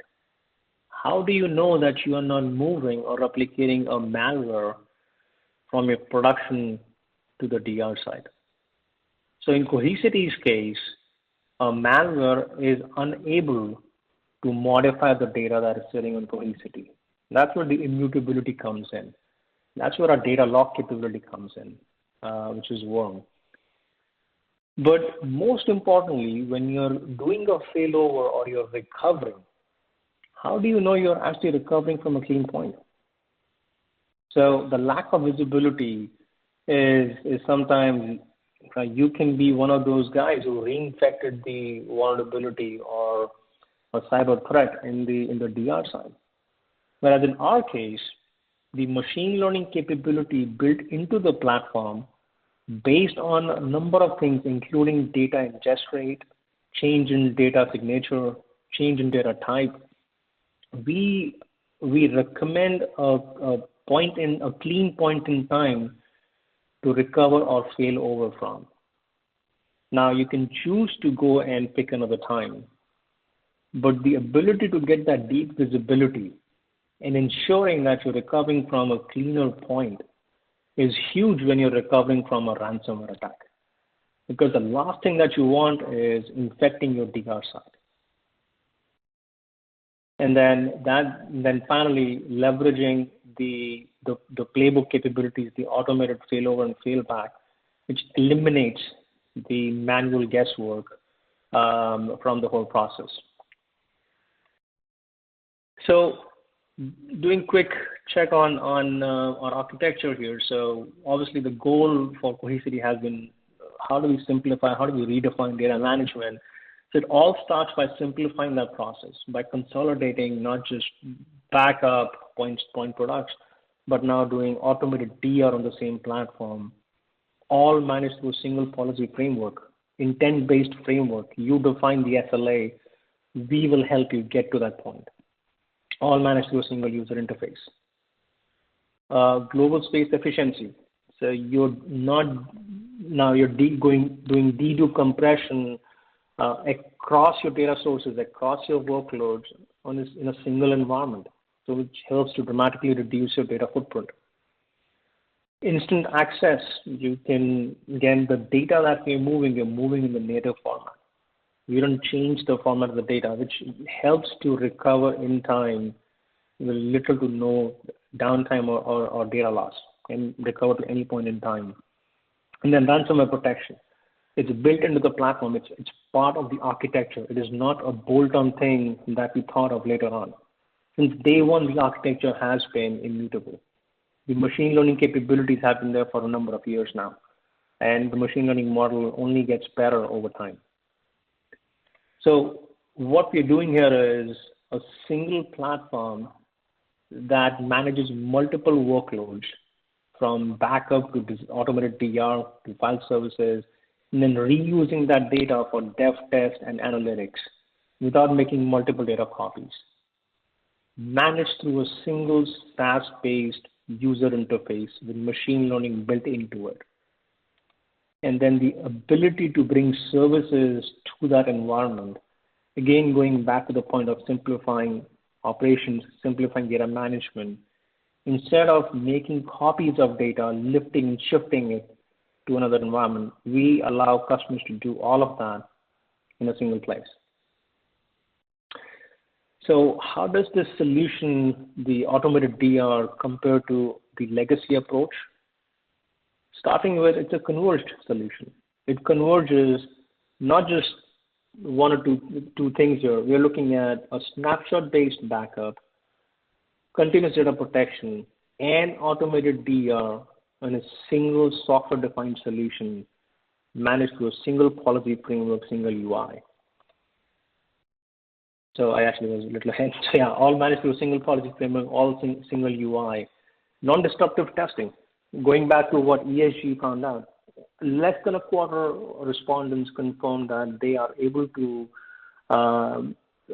do testing on a regular basis. Actually, it was under 25% of respondents confirmed that they are able to do weekly testing. And then a large majority are, one, unable to do testing on an ongoing basis, their DR readiness testing, but then also are unable to pass that test, actually. So that's another problem they need to look into. Scale out. So we know how businesses expand. So in order to look forward, future-proof your investment, a scale-out architecture where you can start small And as the business evolves, you can continue to grow. Or if your business takes on newer data sources, because Cohesity is not just looking at protecting traditional data sources like your VMs or Oracle or SQL, but we are protecting, or you can protect your SaaS applications like your Microsoft Office, Microsoft 365, your distributed databases like Mongo, Cassandra, Hadoop, all on a single platform, including Kubernetes-based applications. So all of those mission-critical data and applications sit in a single place without the need for additional VMs or infrastructure, and reducing the footprint with a global dedupe and compression across workloads and data. So this is my last slide. I know I used some extra time, but I think we're still on time. Any questions for me here? Absolutely, Raj. We do have some questions for you from the audience. While we do that, I'm just going to bring up the poll again for everyone out there. It says, what additional information would you like about Cohesity? And we'll leave that up while we do some Q&A. So, Raj, there's a number of questions that came in. I put them there in the folder for you for your review. I'll just start off with the first question I see here that caught my eye, and that is about with Cohesity's automated disaster recovery solution, doesn't it require deploying additional virtual machines? No, it does not actually. So good question. Unlike existing solutions out there in Cohesity's environment for automated DR, failover failback DR orchestration, no additional VMs are to be deployed either in production or in your DR side. All of that is managed through our platform and the SaaS-based user console. Excellent. Yeah, I like that. And what about, here's a question, has Cohesity always offered a disaster recovery solution? That's an interesting question. So disaster recovery, business continuity and disaster recovery, people use it in different ways. Or backup, if you think of it, is a disaster recovery, as a mitigation against disaster, right? So yes and no. The yes I'm saying because we have seen our customers use Cohesity not just for simplifying, modernizing their backup for traditional and modern data sources, but they also replicate Cohesity data from one facility to the other, which can be physical to physical, physical to virtual, a cloud native architecture. So they have, in traditional sense, have been using Cohesity for DR. What's new is the ability to automate failover and failback orchestration, the automated non-disruptive DR testing. So those components, including a snapshot-based backup and CDP in a single policy framework, is what is the new capability addressed to mitigate downtime and data loss. Absolutely. I like that automation. That's going to help so many companies out there to make disaster recovery easier. Next question, will users be required to set up separate policies for backup versus disaster recovery? How's that work with Cohesity? So separate policies for backup versus DR, no. So it's intent-based policy framework where the user, you actually define what the SLAs are. So I'll give you an example where there might be one application that has mission critical SLAs, like few seconds, and the next application is okay to be recovered in, say, an hour and a half or two, whatever like a lower SLA tier. In the DR testing, you define the policy. We'll do the testing for you in the sandbox environment, but you're literally just writing one policy framework for your backup, backup and DR. We will, in the background, see if that data needs to be moved as a snapshot-based backup or a CDP. So for your tier 1 application, we'll move data using CDP, but for your next year application, we use data from a backup-based snapshot. But you just define what the goal is, and we'll do the magic in the background. Very nice. I like that. We did get a comment out here. Amir said, Cohesity is amazing. David out there said Cohesity was just implemented for us, and it's stupid simple to use, super hard to break.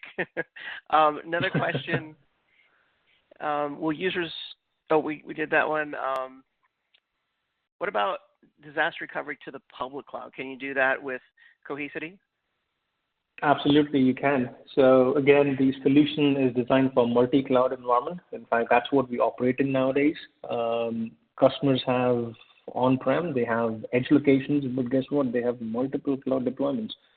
And the solution is designed to be physical to physical, physical to virtual, and back. Nice. And I mean, there's a couple questions out here. I'll just kind of sum them up. Basically, how does Cohesity, compare to X, Y, and Z? I mean, what really makes Cohesity unique and different in your mind, Raj? As in the Cohesity as a data management solution, or you're talking specifically for DR? Let's say for DR specifically. So starting with, we are the only ones to bring a converged solution which does backup, snapshot-based backups, CDP, and automated DR on a single platform. And when we say a single platform, we're not just talking about a single software, but the policy framework that I think I said a few times already. That makes us unique. The ability to not just defend against ransomware, but the visibility that the machine learning algorithms and the recommendation that it can give you is priceless in my mind. Think about a scenario when someone is fighting a ransomware attack, recovering from it, and then they accidentally end up picking a point in time where they infected the DR site. I mean, that's a disaster. So these capabilities, plus I can keep on going on that one, but you do compression across workloads and data sources, so you dramatically reduce your data footprint, which is money. Simplified operations. I mean, all these things combined what differentiates the DR solution, which we actually call a site continuity, differentiates that from the existing ways of doing DR. Very nice. Very nice. So thank you for summarizing that for us. Very cool what you guys are doing there at Cohesity. I think that's all the time we have in our live Q&A session, but there's a lot more questions I've queued up for you there electronically, Raj, if you have time for those.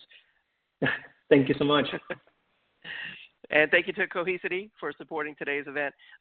For all those out there who said, how does Cohesity compare to my current solution or solution X, Y, and Z? I encourage you just to do a demo. Seeing is believing. I encourage you to try out all these products on the event today that pique your interest or catch your eye. Also, of course, check out the handout that's available there in your audience console on the Cohesity solution. And thank you to everyone out there who responded to the poll question. We do appreciate that. And now it's time for our next prize giveaway. We have an Amazon $500 gift card going to Noriel Ape from California. Noriel from California. Still 3 more gift cards and 3 more grand prizes to give out today, so make sure you stay tuned for those. And with that, I'm excited to introduce our next presenter on today's Megacast, welcoming Karthik Pinamanini. Forgive me, I mispronounced it there. I know. Please correct me. But Karthik, Senior Director for Cloud Sales and Engineering at Clumio. Karthik, thank you for being on. Hey, thank you for having me on. And you were very, very close on my last name. Think Italian, right? It's a great icebreaker, by the way. I'm not. It's think Italian when you say it. So Pinamanini. I'm not Italian, but think Italian when you say it, then it comes out a lot easier. Great. I like it. I'll keep practicing. Yeah. Thank you for having me. Like what was mentioned, my name is Karthik Pinamanini. I'm part of the Clumio team. I've been with the team for the past couple of years. Our focus at Clumio is to provide is secure backup as a service for our customers who have hybrid and multi-cloud environments. Although our offering ranges from protecting on-prem assets, SaaS assets, as well as the cloud assets, I'll be focusing a little bit more on the protection for AWS assets, so that it's new in terms of what the cloud world is, and customers are really challenged by it. So we want to focus a little bit more on that. So before we do, I'll set some context, right? So every customer that we really talk to says, hey, we have a cloud-first strategy, and if I had a dollar for every time the customer actually mentioned this, I'd be probably a millionaire by now. And it is true. And the reason why customers are trying to adopt the cloud is because of the agility, the scalability, and the economics it provides, right? So, and customers need that in today's world as well. And the journey usually starts by clicking the easy button, right? The easy button is SaaS, as in, hey, I don't want to manage any of the environment. I just need somebody else to provide the service, and I'll consume that service, right? And you see that pretty dominant, right? So out of the $215 billion or so being spent on cloud, about half of that is being spent on SaaS applications, and it's a pretty clear winner in terms of adoption of the cloud. But there are a lot of applications that still need infrastructure as well as a customization too, right? And they cannot be deployed into the SaaS application. Now, for those, the more immediate movement or migration is to things like VMC, or you can lift and shift them and put them into a public cloud, and also for any new application you do development in that cloud. But ultimately, the goal is to become cloud optimized so that you can really take advantage of what I mentioned before, is that agility and the scalability and the economics that it provides, right? However, the big challenge for adopting, the cloud has been data protection, right? So the number one thing that hinders customers for adopting cloud is data protection, and the reason for that is it's really high, and I'll actually talk you through why that is the case, why the costs are so high. The second is data vulnerabilities. Ransomware is dominant these days. Every vendor talks about ransomware. That's great, but also how do you solve it? That's a big challenge, especially when it comes to cloud accounts, right? Unlike the data center world where you can actually secure a specific set of assets, with the cloud, it's essentially a shared responsibility model between the consumer and the provider. But not only that, you don't have a single data center or two data centers or three data centers. You have multiple accounts. One of our customers has, one of the prospects that we're talking to has 4,000 AWS accounts. So how do you actually really secure those AWS accounts?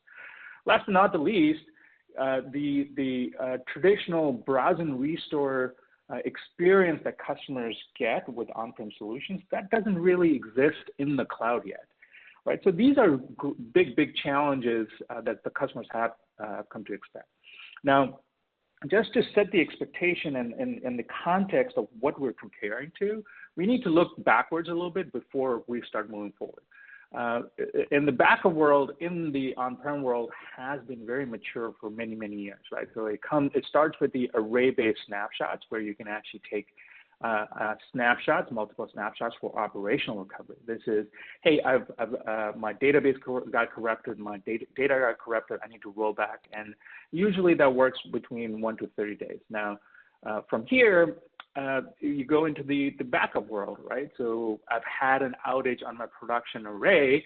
I want to roll back that data set, and usually you keep this data on this backup array or backup appliance for 1 to 2 years. Now, from there, you go into compliance, right? So a lot of the customers that we talk to have compliance requirements. Sometimes it's keeping it for days, or sometimes it's keeping it for years. Iron Mountain has been around for quite some time, and that's where a lot of the compliance data sits. But more recently, the cloud has been used for archival data too. But at the end of the day, it's for cold data, and it actually has to reside. And when the auditors come calling, you have to kind of have to recall the data as required, right? This has been the norm for quite some time. This is a very mature process as well. Now, in terms of cost for these, it's a diminishing cost over time, right? Because the data essentially ages. You don't necessarily need to keep it on high performance storage, and you essentially archive the data slowly but surely. This, again, has been the norm for quite some time. However, when it comes to cloud data protection, especially Amazon, EC2, EBS, RDS, or any of the AWS assets, snapshots are the only thing available for customers to protect their data, whether it be for operational recovery, whether it be for data recovery, or even the long-time compliance as well, right? And essentially, there aren't as many tools available to the customers as you would on-prem, right? So it's a very immature when it compared to on-prem world when it comes to data protection itself. And the tools available to manage these snapshots are pretty limited as well, right? The first is essentially the AWS's native backup tool, and the challenge with this is the fact that how do you leverage this tool at scale? I talked about a prospect of ours having 4,000 AWS accounts. This doesn't really scale for them, right?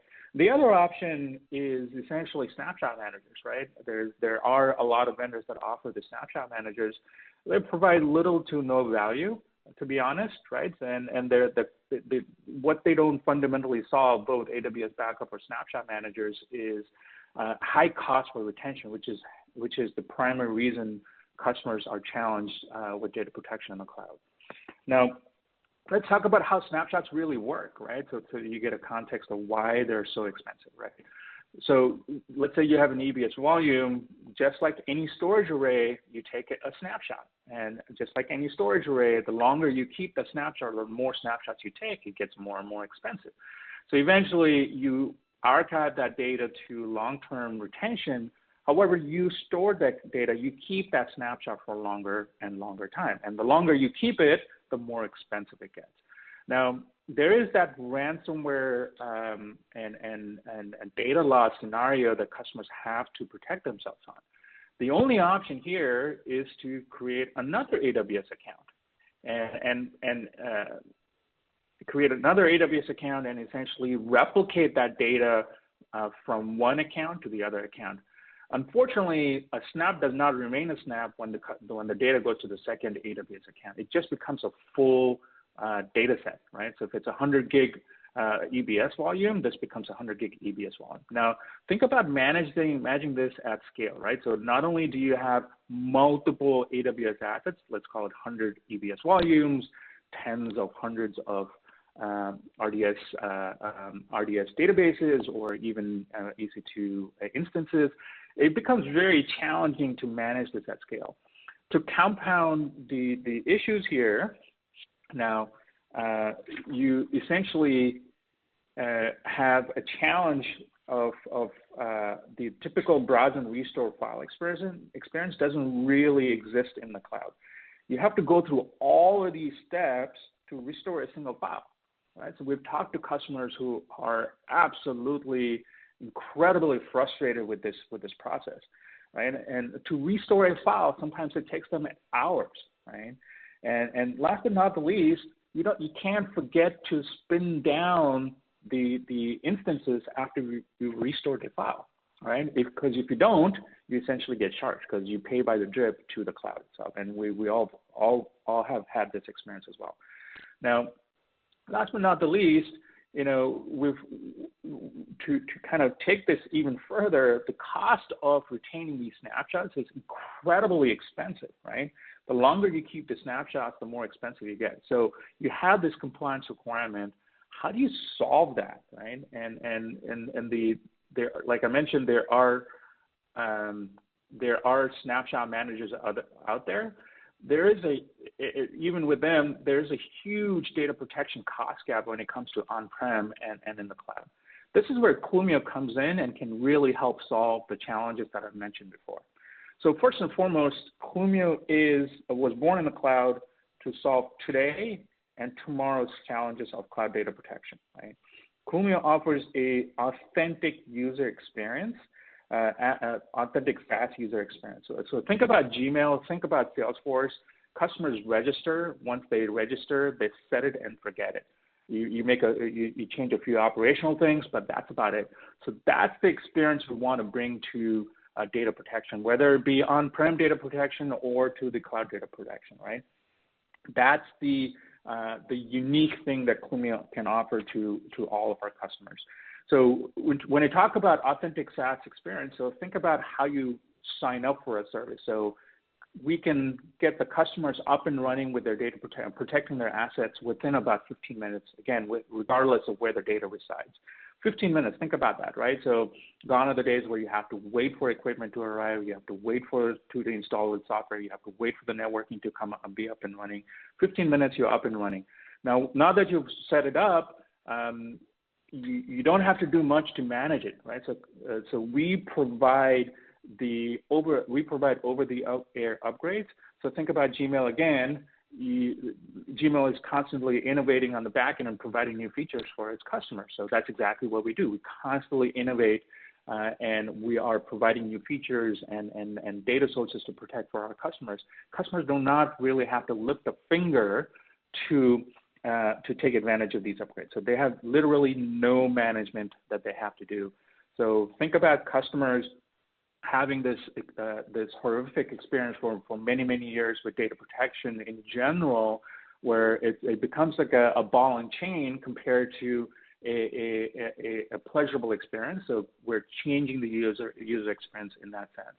Now, the other thing that we can actually do is scale on demand, right? The customers have challenged us on this, where they've said, hey, I have 50 assets that I'm protecting today, but I want to protect 2,500 assets because that's what my environment is. Clumio is again built in the cloud, taking advantage of all of the cloud provides us, and we can scale pretty seamlessly. And the customer challenged us to do that, and we have been able to deliver that. So we have customers that protect 5 assets, and we have customers that protect thousands of assets, and they can actually, snap a finger and start protecting more assets. Again, no waiting for hardware or software or any of that to be deployed. We can actually do this pretty instantaneously as well. We do have a security as our core competency when data is being protected in the cloud. We do anything and everything we can to protect that data, as well as be compliant to all of the data requirements, right? So things such as PCI certification, SOC 1, SOC 2, we do have those certifications that we can provide to our customers as well. So like I talked about, Clumio provides protection for data sets across the board, whether it be on-prem workloads or the cloud, right? So we protect Microsoft 365, VMware and VMC, some unique things that we can do around VMware and VMC. But the key here is to remove the need for installing a bunch of things, right? So it's very seamless. We do have a cloud connector, which is self-managed, and I can show you that during the demo as well that I do. But we'll focus again on AWS here today, where we can protect EC2, EBS, RDS, and many more to come here in the very near future as well. So fundamentally, what we can do for our customers to help them adopt more cloud or accelerate their journey to the cloud is help them with the cost savings when it comes to data protection. As you can see here, we can save from 30% all the way up to 50% compared to the existing snapshot-based data protection, right? So that's the key fundamental thing that we can provide. And it's actually, this is a case study that we presented to our customer where we were able to save them 42% compared to the 56%, anywhere between 40 to 42 to 56% over the number of years. So this is a real world example, right? So where we're able to protect data for customers and provide them cost savings as well over the existing snapshot-based solution. Again, the snapshots are great, but they're mostly useful for operational recovery. As you keep more and more snapshots, it becomes more expensive. It's very complex to manage, as well as it doesn't provide some of the key capabilities as file level restoration. That's what Clumio can do, and that's exactly what I will show you in the demo next. All right, Dave, can you see my screen just to confirm? I do. Yes, sir. Looks good. Okay, great. Thank you. So this is the Clumio UI, right? Like I talked about, Clumio, our key focus is providing customers the authentic SaaS experience, right? So registration is just like Gmail. You go to clumio.com, you register yourself, and you spend about a few minutes registering a data source. In this scenario, the data sources that we protect are VMware on-prem and VMC, AWS, or Microsoft 365. In terms of the experience across all of three, they're pretty much the same, right? And again, since we're talking about AWS today, I'll show a little bit more about the AWS. To start with, to register a data source is very, very easy as well. So I go to all accounts, and I talked about, customers having up to 4,000 accounts. You can manage all of the 4,000 accounts in one single pane of glass. To connect a new account, all you do is type in the account number, AWS account number. We'll automatically figure out which region it is. And then from there, what we'll provide you is a CloudFormation template. This CloudFormation template automatically deploys the needed assets or infrastructure to start protecting your data, right? So we're registering the AWS account to Clumio at this point. Once you're registered, it's pretty straightforward from that point on. You go to policies and create a policy based on your business requirements, right? So do I have to, how often do you want to back up, and how long do you want to retain it? It's fairly straightforward, right? So how often you want to back up? Is it hourly? Is it daily? Is it monthly? Or how long do you want to retain it? Is it for a day, or is it for a year, or 7 years, or 10 years? The key there is you don't have to think about sizing. Again, think about authentic SaaS. You don't have to think about sizing. As a SaaS provider, we take care of all of the mechanics behind the scene. You set it and forget it based on your requirements. Now that we've registered an account, now that we've actually created a policy, let's go in and see how we can actually protect an asset. So I have a demo account over here where we'll start protecting assets based on tags, right? So in this scenario, what I'll do is I will select a tag to protect with the policy that I've created. So I will select the SE name tag, and we will see my name here, and I'll see the assets that are tagged with that specific tag, right? And in this scenario, I have 3 EBS volumes tagged with the Karthik tag. I select the policy that I create, I click on next and apply, right? It's really, really that simple, right? And we don't have to complicate things when it comes to data protection. You need to know what your requirements are, and you need to apply those requirements. That's all you need to do, right? So it's almost like a set it and forget it. The other thing, once we've protected all of these assets, the biggest thing you want to look at is how do you restore this data set in case you run into a disaster or you run into your account is ransomed. So let's start with EC2 first, right? So we have several EC2 instances that we're protecting. I'll go to this EC2 instance. As you can see over here, we provide a quick calendar view with regards to all the backups that we've done. One key thing here to note is we do backups, as in full backups. The very first backup that you do is taken out of your account and essentially into the Clumio cloud, and we provide that as an air gap copy. So very important distinction is the fact that We are creating snapshot, and we can manage their snapshots. And by the way, the snapshot manager we offer to all of our customers for free. But on top of that, we do back up the data, right? So think about true backup. You're going from your storage array to a backup array. So think about Clumio is that backup array, and it's isolated from anything else that you do in your environment. So it's a true air gap copy. So in case you do run into, in case your AWS account is ransomed, you can actually restore the data using this data set itself. So like I talked about, we do provide the snapshot as well as the backup, and the snapshot capabilities are completely free to our customers. First and foremost, I talked about one of the big challenges is browse and restore. So we provide that the browse and restore capability that customers have come to expect from every data protection solution out there, right? So very easy, intuitive. You click on what you need and then just restore. Now, where it gets really interesting is once I start trying to restore the entire asset itself, right? So we have some basic restore, but let's look at the advanced restore functionality. So the cool thing here is, let's assume this AWS account 39351 has been compromised, it has been ransomed. So I want to restore the data set from that are backed up to another AWS account. Voila, very easy. As long as that AWS account is registered with Clumio, you can really restore the data set very, very easily. You simply apply a few of the specifics that you need, and including the networking capabilities and the subnet, et cetera, and hit restore. So very, very straightforward.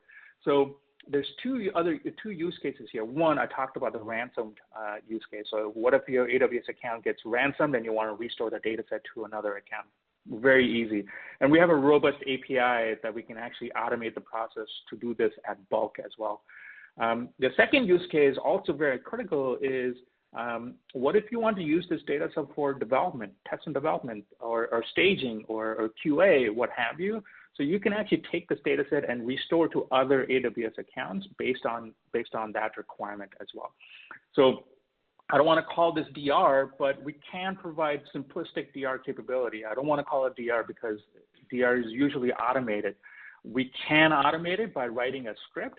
However, we want to make sure that we're focused on the backup part of it, right? So we provide that backup capability. We can work with customers or partners to provide the automation capability on top of it.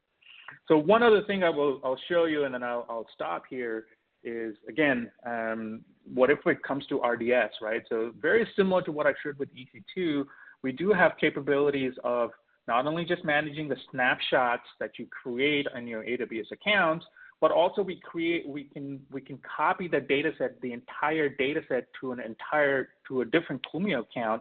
In case your account is ransomed, you can roll back that data set very, very easily, right? So I click on the rollback and I click on advanced. I can restore to a completely new account based on what I'm just showing you over here.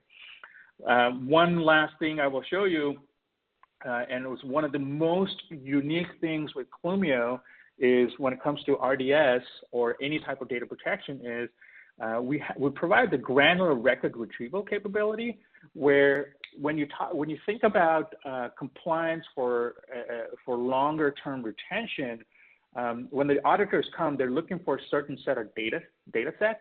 They're not looking for the entire asset, right? So now in today's world, what you do is you restore the entire image or restore the entire database, and you suck out what you really need and present it to the auditor. What if we actually circumvent some of those processes and provide you the capability of actually just restoring only what you need? So in this scenario, I wrote a select star statement, and I will fix that. And here we can restore only the records that we need, right? So restore only the records that we need. So a couple of critical things to note here. Number one is the fact that think about the granular recovery that we're doing and the amount of work that you can avoid by just doing the granular recovery. Second is if you look at AWS in general, they're constantly changing their AWS engine versions, or they're updating the engine versions. What if the data set that you actually had is from a very previous engine version and it's not supported anymore? You're SOL at that point. So really, we're circumventing that problem too. So we're not engine dependent or database engine dependent. You can actually restore data based on your requirements itself. So last but not the least, I'll stop sharing this and go back to the main page. So Clumio, to summarize, provides a cost-effective, restorable data with incredible granularity, as well as the authentic SaaS experience. To try it out, we offer a 30-day free trial for all customers. Feel free to come by and we'll help you out. That's it, Dave. Excellent. Great presentation, Karthik. Really cool stuff. I love the live demo. Of course, we always love live demos on here. The UI was very nice, very appealing. I'm a big fan of good user interfaces. So thank you for showing that to the audience. I know I enjoyed it. I'm sure everyone else out there did as well. Lots of good questions coming in. Let's start with some Q&A here. While we do that, I'll bring up this poll for everyone out there that says, what additional information would you like from Clumio? So let's see. First question that came in here, they're asking is about how does Clumio turn AWS innovation into benefits for Clumio customers? Interesting question. What's your take? Yeah, great question, as a matter of fact, right? This is not evident in the 20 minutes that I presented, but if you go into the deeper dive, it will become evident. The simplest example I can give you, I'll give you two actually, it becomes, they're both relevant. One is everybody uses S3 for the data location, right? So that's what AWS provides. However, the way we've architected our solution is to fully take advantage of what S3 provides. So S3 was built for high bandwidth, high throughput data dumps and retrievals, right? So if you put anything in front of it, you're just slowing down the processes.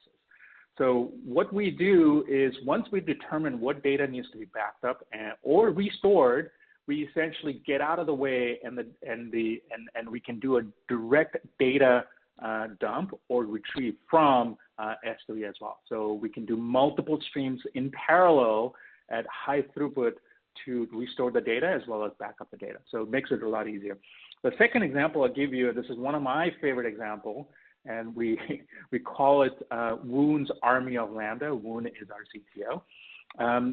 One of the coolest things and the best things that the AWS provides or any cloud providers provide is serverless functions, right? It makes it easier function. You execute that one single function and you kill that compute process.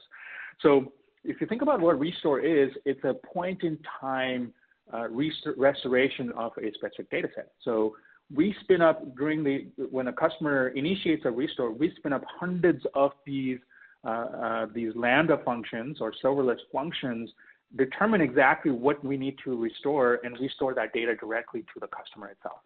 So at incredible speeds, we can restore the data to our customers. So in certain scenarios, especially when it comes to VMware, VMware on-prem, customers are completely astounded by how quickly we can restore the data, so much so that they've used the existing solutions for instant recovery. We're fast, sometimes faster than them as well, right? So some really key innovations that we take advantage of in the cloud. Very cool that you're using Lambda to do that. I did not know that. I'm learning more on these events every day. Another good question out here, Neil's asking, do you need to install an agent or is this agentless? It is think about it as a cloud connector, right? So Clumio Cloud Connector is a very, very lightweight, on the on-prem world, right? So it's a VM where we have 3 stateless containers, and these are very, very lightweight, right? So it doesn't take as much CPU or memory itself. But the key here is even if you deploy these quote unquote agents, where we don't call it agents because they're not really agents. The entire purpose of this quote unquote agent is to move data from the customer data center or customer account to Clumio, right? These are self-managed by Clumio, right? As in, we update them based on the requirements. And since we do have the end-to-end view, and one of the key things I did not mention is the fact that since we do have an end-to-end view of the data protection and restoration that's happening for customers, 80% of the tickets are proactive tickets. Again, one of the key tenets of Authentic SaaS is to provide the value of customer success as well. So that's one of the key differentiators as well. So going back to the question, we do have different things for different data sets, right? So for example, for Microsoft 365, there is no agent. We just do API-based backup from Microsoft 365 to Clumio, whereas AWS, they have their own APIs they provide, so we use those APIs as well. Where on-prem world, we do install a Clumio VM, but again, that's very lightweight and it has Clumio containers in it, and that's what they use it for. But all of these, the commonality is that we manage them, we as Clumio manage them. Very nice. And when it comes to the credentials for AWS, where are those stored and how secure is that data? Right. So we don't use any AWS credentials. You have your own credentials. What we do use is, again, this is an hour-long topic in itself, is the data security for the data that you want to protect with Clumio. We do have a key as well as customer. We can integrate with the customer KMS as well, with the key management server, so we can encrypt the data before the data is ever retrieved from the customer environment itself. So the data is always encrypted before it leaves the customer environment, and including within Clumio's cloud as well. Nice. All right. Let's see. There's so many good questions here. I'm afraid we don't have time to answer them here in our live Q&A session, but hopefully you can get back to some of these electronically, Karthik. We really appreciate your presentation, and thank you so much for being on. Yeah, thank you very much for the opportunity. Appreciate it. And thank you to Clumio for supporting today's event. As Karthik said, this is a really easy solution to try out. Go visit Clumio.com, try out the solution for yourself and see it in action. Also check out the handouts tab there in your audience console, and it's on cracking the code on cloud data protection costs. I know there was a few unanswered questions out there about cost, so make sure that you check out that handout, and we'll do our best to get back to those questions electronically here during today's session or soon after. So great questions. Thank you, everyone. It's now time for our next prize announcement. We have an Amazon $500 gift card going to Pete Kaminsky from Texas. Congratulations.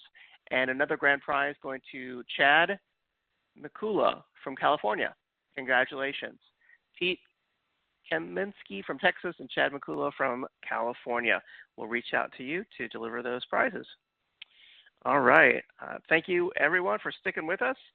We are moving on to another awesome presentation here on the Megacast. I'm excited to welcome Mr. Adam Eckerly, Director of Technical Marketing at Rubrik. Adam, are you there? Yes. Hey, David. How are you? Hey, Adam. Great to have you. Take it away. All right. Thank you, sir. So, as David mentioned, my name is Adam Eckerly. I'm Director of Technical Marketing. Today, in this kind of short-ish session, I just want to give a little bit of a teaser of some of the value prop of our cloud data management solution. And instead of giving you an inch-deep, mile-wide view, I'm going to go into a few specific areas that I'll talk about in a moment. So just a little bit about me. As David and I have both mentioned, I run tech marketing at Rubrik. I recently joined from VMware after spending 6.5 years over there. So I know a little bit about virtualization, and I like things that go fast, essentially. So today I want to give a little bit of an overview of one of the things that I hear from customers all the time is our simplicity is one of the big X factors for them. Of course, we have some great technology, but I think our SLA policy engine is one of the key things that customers really find valuable. So I'll talk a little bit about that. We've got a built from scratch Atlas file system, file system that we call Atlas. And as you'll see, there's many great things about it. I'm going to kind of cherry pick one thing that I think is fairly topical today, which is the immutable aspect of it, and I'll kind of talk about what the heck I mean by that. And then also our API first architecture. And it's not just about automation, it's about being extensible and being able to integrate with all the great tools that you might have already, and we want to make sure we work with that stuff. So let's get right to it. So before I talk about our SLA policy engine, I want to kind of define some terms, imperative and declarative.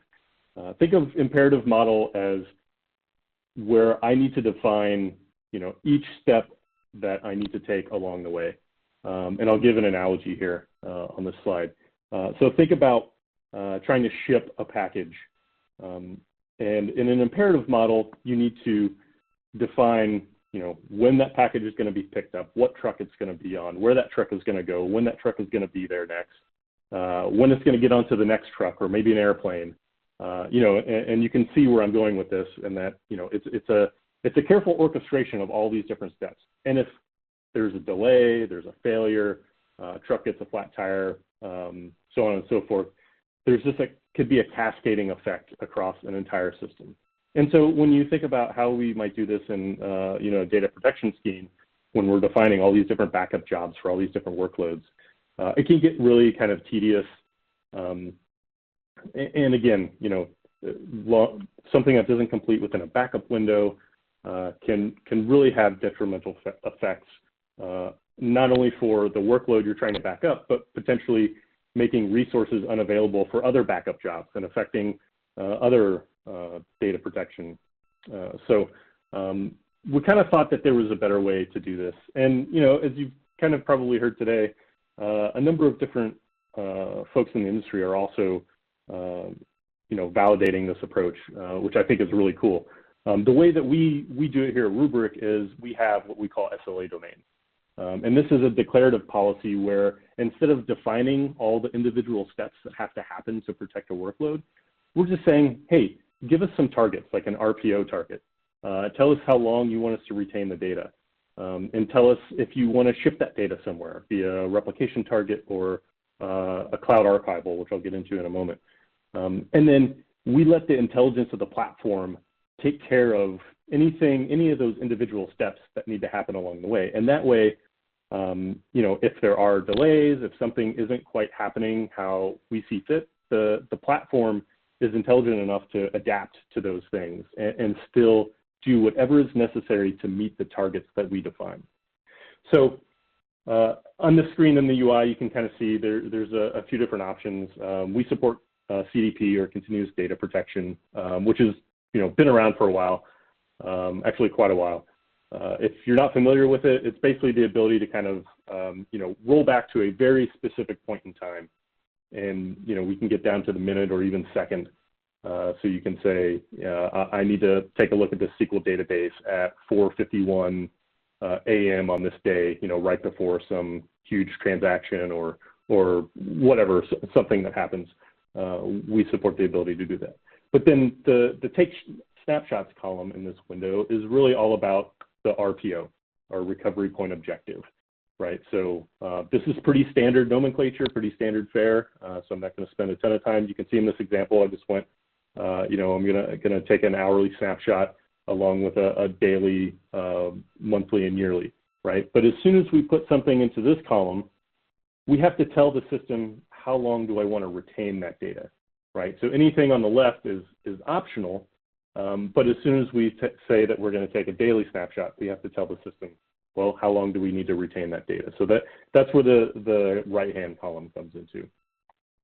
So again, I just put in some example numbers here, and then you can kind of see on the bottom left, the system, will calculate, what's the longest amount of time that we need to retain the data.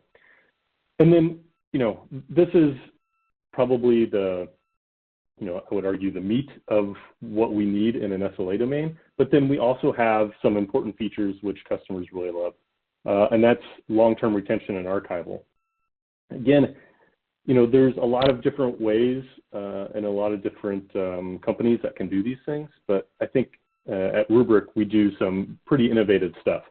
One is being able to archive out to, very economic, cloud buckets, an S3 bucket, Glacier, an Azure storage container, as you can see in my example here. And then we can also do interesting things like tier that data to make sure that it is the most cost efficient. So if you look at Azure, for example, if I create an Azure storage container and I have that default tier in Azure as the cold tier, right? I can send data directly to that cold tier. But I can also say, if I want to take that data down to an archive tier, let's say after 60 days, I'm relatively confident that I'm not going to need to restore that data unless something really terrible happens. So I want to make that data more cost effective, or the storage of that data more cost effective. And so I can what we call smart tier that data down to the archive tier in Azure. The other cool thing is that we can spin up what we call a Bolt instance right within your Azure account that does all of this data movement for you. So the data never leaves your cloud account. So we don't need to rehydrate and move that data out to some temporary storage and then move it back in. It all stays within your cloud account, whether you're using Azure, GCP, or S3. We also support, generic object store, NFS storage if you're keeping everything on premises, which I think is a nice option to have. And then finally, we have replication. So we can replicate to another Rubrik cluster, either on premises, somewhere else, maybe in a DR data center, or we even have a software-only version that we call a cloud cluster that could be running in one of the public cloud providers, and we can replicate there. And then you have these nice little sliders where you can adjust this retention. Again, something that our customers love, just the simplicity of it. And really, these two screens that I've just gone through are, our declarative policy, and it's so super easy to configure. And the other nice thing is you set up an SLA domain, and it can apply to a number of different workloads. It doesn't matter. You can apply the same SLA domain to bare metal as you can to virtual machines, as you can to SQL databases or Oracle databases. So gone are the days of having to have sort of niche, backup jobs for a specific workload that you want to go to a certain destination. You configure a minimal amount of SLA domains to cover all your bases, and then you let the intelligence of the Rubrik platform take care of all the rest for you.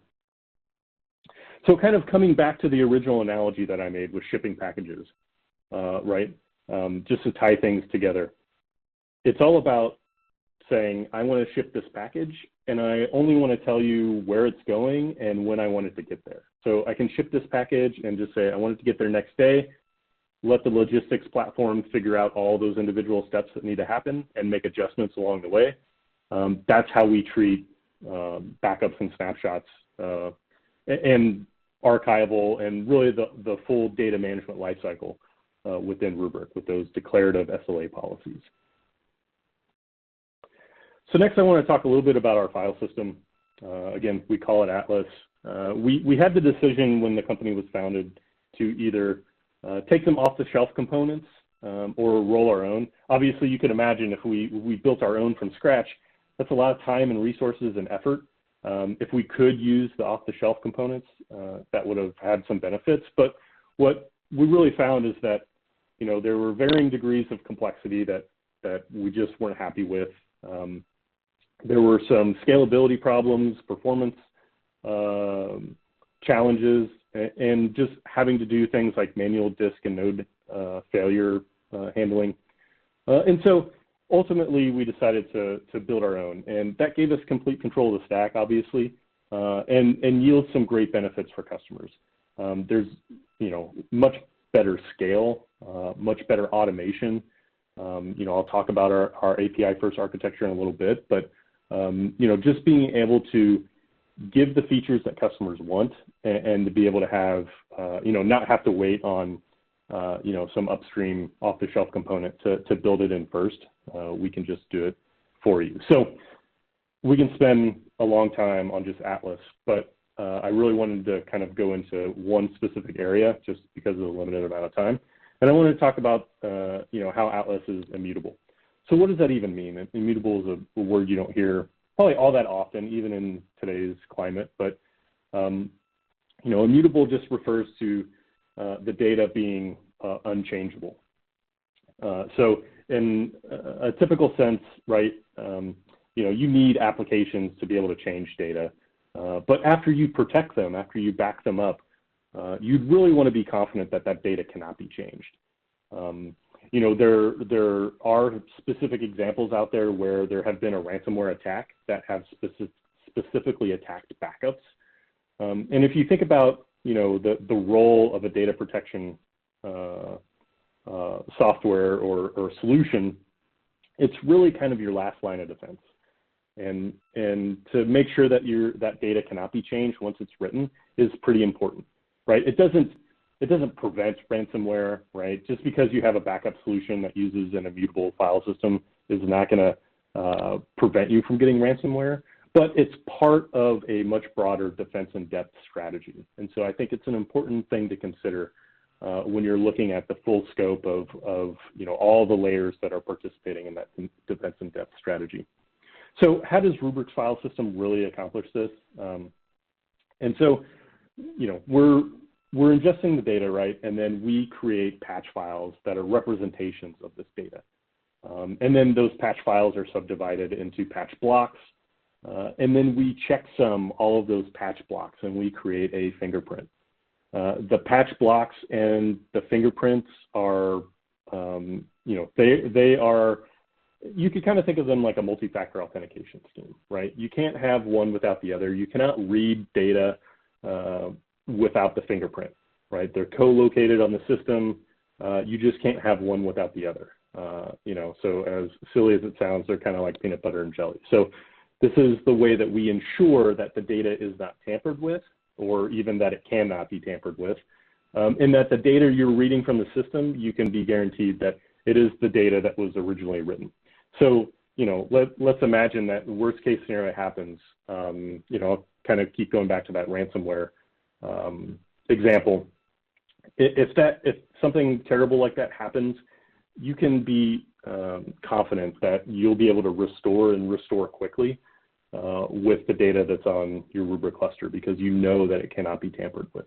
So that's why I think immutable file systems are so important, and I think that that's an aspect of our solution that I'd like everybody to be aware of. And then last, and certainly not least, is our API-first architecture. As I kind of mentioned at the top, it's not just about having APIs that you can leverage and write scripts around and automate, but it's, as I'll show you on the next slide, it's about extensibility. One of the things that I see customers do a lot with our API are building service portals.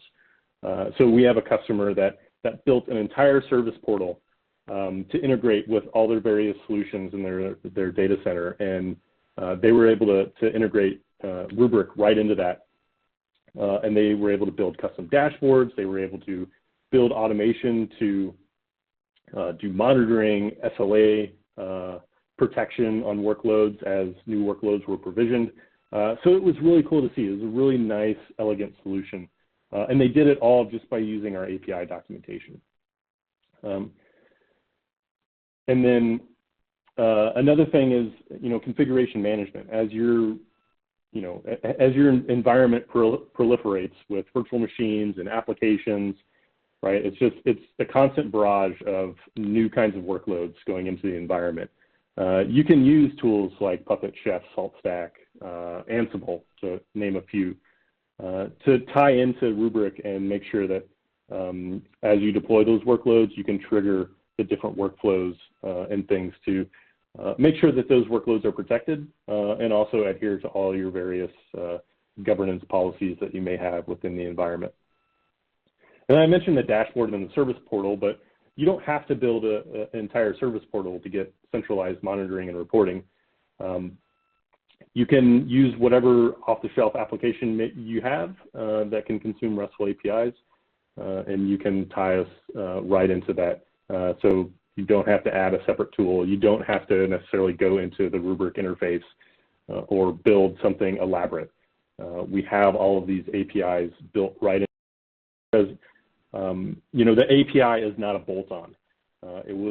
It's part of the original system, and anything that can be done in our UI, it has an API behind it, because the UI is just making API calls. In fact, if you go into Chrome developer mode, you can see all that happening behind the scenes when you click within the UI, which is kind of nice. The other thing is, it kind of goes with everything else, but automating all these different IT processes at scale. One of the things that I haven't mentioned is our managed volume architecture, where we can instantly mount data and databases and things. And so building automation around taking things that you've just backed up and remounting them through a managed volume and maybe running some recovery tests, or doing some test dev where you have to take a certain snapshot of a whole bunch of databases, expose them, run some reporting or run some tests, or do whatever you need to do at scale is super important, and something that our customers are doing really cool things with. And then finally, the thing that is probably most cool about this is things that I can't even talk about because they don't necessarily exist yet. Our customers are continuing to show us new and cool things that they're building on top of our Rubrik RESTful API. And we have a community that we call Rubrik Build that you can go out to, build.rubrik.com. And not only do we have some really smart engineers and tech marketers that are building content here, writing scripts, example code, all those kinds of things, but we have a really vibrant community of customers and partners that contribute to this every day. And we also accept non-code contributions, ideas, bug reports, and feature requests as well. So you can kind of go out there and get a flavor for things you can just download right off the Build website, and potentially have a nice framework to automate some time-consuming task in your environment. And we're really proud of Build. So take a look at that. So just kind of review. I talked about our declarative policy engine. I think that's a big piece of the Rubrik solution. And again, our customers rant and rave about how wonderful it is to go from that imperative model to this declarative model. And I talked about how our file system named Atlas is built from scratch to take all the benefits that we wanted to see in the various off-the-shelf components and put them together in one cohesive system. And its immutability is something that adds a lot of value to customers to ensure confidence that the backups stay recoverable. And then last is our API-first architecture. It's not only about automation, but extensibility. Being able to integrate Rubrik into the tools that you probably already have in your environment, and not having to learn a whole different set of interfaces or build new tools just for your data protection mechanism. So if you want to find out more information, you can go to rubrik.com or build.rubrik.com. And I appreciate everybody's time, and appreciate Actual Tech Media for giving us the opportunity on the Megacast. Excellent presentation, Adam. I really like this idea of this declarative model, simply telling Rubrik, hey, protect my data. Not exactly how and every little step to do it, but just protect it and take care of things. So really cool what you guys are doing at Rubrik, especially around the build community and the API and automation. So great stuff. Let's do some questions from the audience here. I've just brought up the poll. I want to call everyone's attention to first. It says, what additional information would you like about the Rubrik solution? And we'll leave that up while we take some Q&A.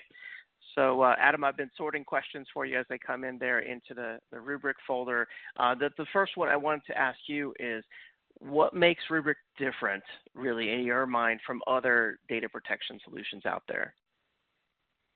Yeah, great question. So, I think not only is, Rubrik I don't want to say newer player, but right, we're a 6-7-year-old company. A lot of the challenges that were coming from this new sort of cloud world that were, sort of tough to adapt to when you talk about, how we used to do backups before, we were able to build solutions to those problems, right out of the gate. That's why, I kind of talk about being API first and being able to be extensible and work with, all the different hardware vendors out there and public cloud providers. That's hugely important. And I think that's a differentiator for us, along with our how we manage workloads, regardless if they're on premises or in the cloud, and being able to make sure that your data is where you need it to be and in the most cost-effective way possible. That's another thing. And then last and not least, and certainly not least, is our control of the metadata. This was one of the things that most excited me when I came over and really started digging into the solution. Being able to, the way that we're indexing and exposing data to be searched, whether it's on-prem or in the cloud, and to be able to restore a single file that's out in an S3 bucket without having to rehydrate an entire workload. That was a big deal to me. And I think as I've talked to more and more customers, that kind of capability really excites them because, it's cheap to get data into the cloud. It's not so cheap to get data out, and the ability to index and be able to pull data out, a file or just the file that we need. That surgical precision, I think gives us an advantage. Very cool. And so to clarify on that last part you mentioned there about recovering data in the cloud, are you saying that Rubrik can use the public cloud as a DR target? Yeah, that's right. So I want to be careful with the term DR. We certainly archive out to the cloud. We can use our cloud cluster to be a DR replication target. We have a technology we call Cloud On, where we can actually instantiate a workload, that may have been a virtual machine running on-prem, and we can restore that or cloud instantiate that in a public cloud. But we mostly, use that for test dev use cases. There's orchestration that needs to take place in order to, sort of mass recover whole bunches of workloads in a different location. And that's something that we are definitely cognizant of and working on, but I wouldn't say Cloud On is a disaster recovery technology today. Got it. Okay, thanks for clarifying that. Let's see, next question. I don't know if you can answer that. This just open-ended question, but what are the solutions does Rubrik offer just besides data protection? Yeah, for sure. So we have a SaaS-based solution that we call Polaris. And this is, you can kind of think of it as a manager of managers in some ways, but it's definitely evolving into much more than that. But it's a way to manage a bunch of different Rubrik clusters and data across different types of infrastructure and geographical locations. So let's say you have data centers spread across the world. You can use Polaris to sort of manage each of those different Rubrik clusters. And also, Polaris offers it's really the brains behind our cloud native protection solution. So if you're protecting things like Microsoft 365, if you're protecting, cloud native workloads in, EC2, Azure, GCP, Polaris is where you will manage those types of cloud native protections. And then Polaris also has Sonar and Radar, which is, Radar is our ransomware anomaly detection. So while our file system is immutable and can help with the recovery from ransomware, Radar is a product that can help actually, prevent ransomware and detect it when it's happening and put some things in motion to help protect. And then Sonar is about data governance. So the ability to detect, sensitive data in the environment and alerts if it's, in places where it shouldn't be. Got it. Okay. Well, a lot that Rubrik's doing there. There's a good question from David out there in the audience. He's asking about encryption. What sort of encryption and security controls can Rubrik place on the data? Yeah, so with Rubrik, we can certainly encrypt data at rest, and then we use TLS 1.2 to encrypt data in flight everywhere. So whether we're archiving data out to the cloud or replicating data between clusters, we are certainly encrypting data in flight. So I want to be careful in that I don't happen to know off the top of my head if I can really say that we do complete end-to-end encryption, but we certainly do data at rest and data in flight. And security is absolutely one of our top top things that we're trying to provide customers within our solutions. Absolutely. Okay. And then here's a question from Neil, also around security. I know you mentioned your ransomware solution. He's asking, how does Rubrik scan for ransomware or identify ransomware? How does that work? Yeah, so with our radar solution, I suppose I would invite the question asker to Neil, take a look at Rubrik.com and you can find more information out there. Okay, excellent. And then let's see, final question, I guess, before we go. I mean, what's the best course of action for folks who want to learn more or see Rubrik in action? What's kind of the easiest route to get started? Yeah, without, I'd say Build is definitely a place to go to. We also have Camp Rubrik, which are events that we hold periodically. You can sign up for those. I think we've got a virtual Camp Rubrik happening this week, and probably some one or two in the coming weeks and months. So I would say sign up for those. That's kind of like a hands-on lab experience, if you will, or a sort of instructor-led hands-on lab experience. And, I'll also check us out on our YouTube channel. A lot of things I talked about, you can find videos that go in a lot deeper. So those are what I'd recommend. Very cool. Camp Rubrik and build.rubrik.com, as well as YouTube. Great opportunities to learn more about Rubrik. Adam, it's been great having you on. Thank you so much. Yeah, thank you, David. And thank you to Rubrik for supporting today's event. Make sure you check out the handout that's available there for download in your audience console. It's on the Rubrik Cloud Data Management for Digital Enterprises solution. And of course, as Adam said, check out Camp Rubrik to see the solution in action for yourself as well. And with that, it's time for our next prize announcement. We have an Amazon $500 gift card going to Kartik Jayarama from California. Forgive me if I mispronounce that. I'll post these names in the questions box. Kartik Jayarama, and another grand prize going to Jeremiah Schultz from Kansas. Congratulations. Two more prizes still to give out on today's event. And with that, I'm excited to introduce our next presenter on today's Megacast, welcoming Mr. Curtis Preston, Chief Technical Evangelist at Druva. Curtis, take it away. Well, good morning, good afternoon, good evening, wherever you happen to be in this great world of ours.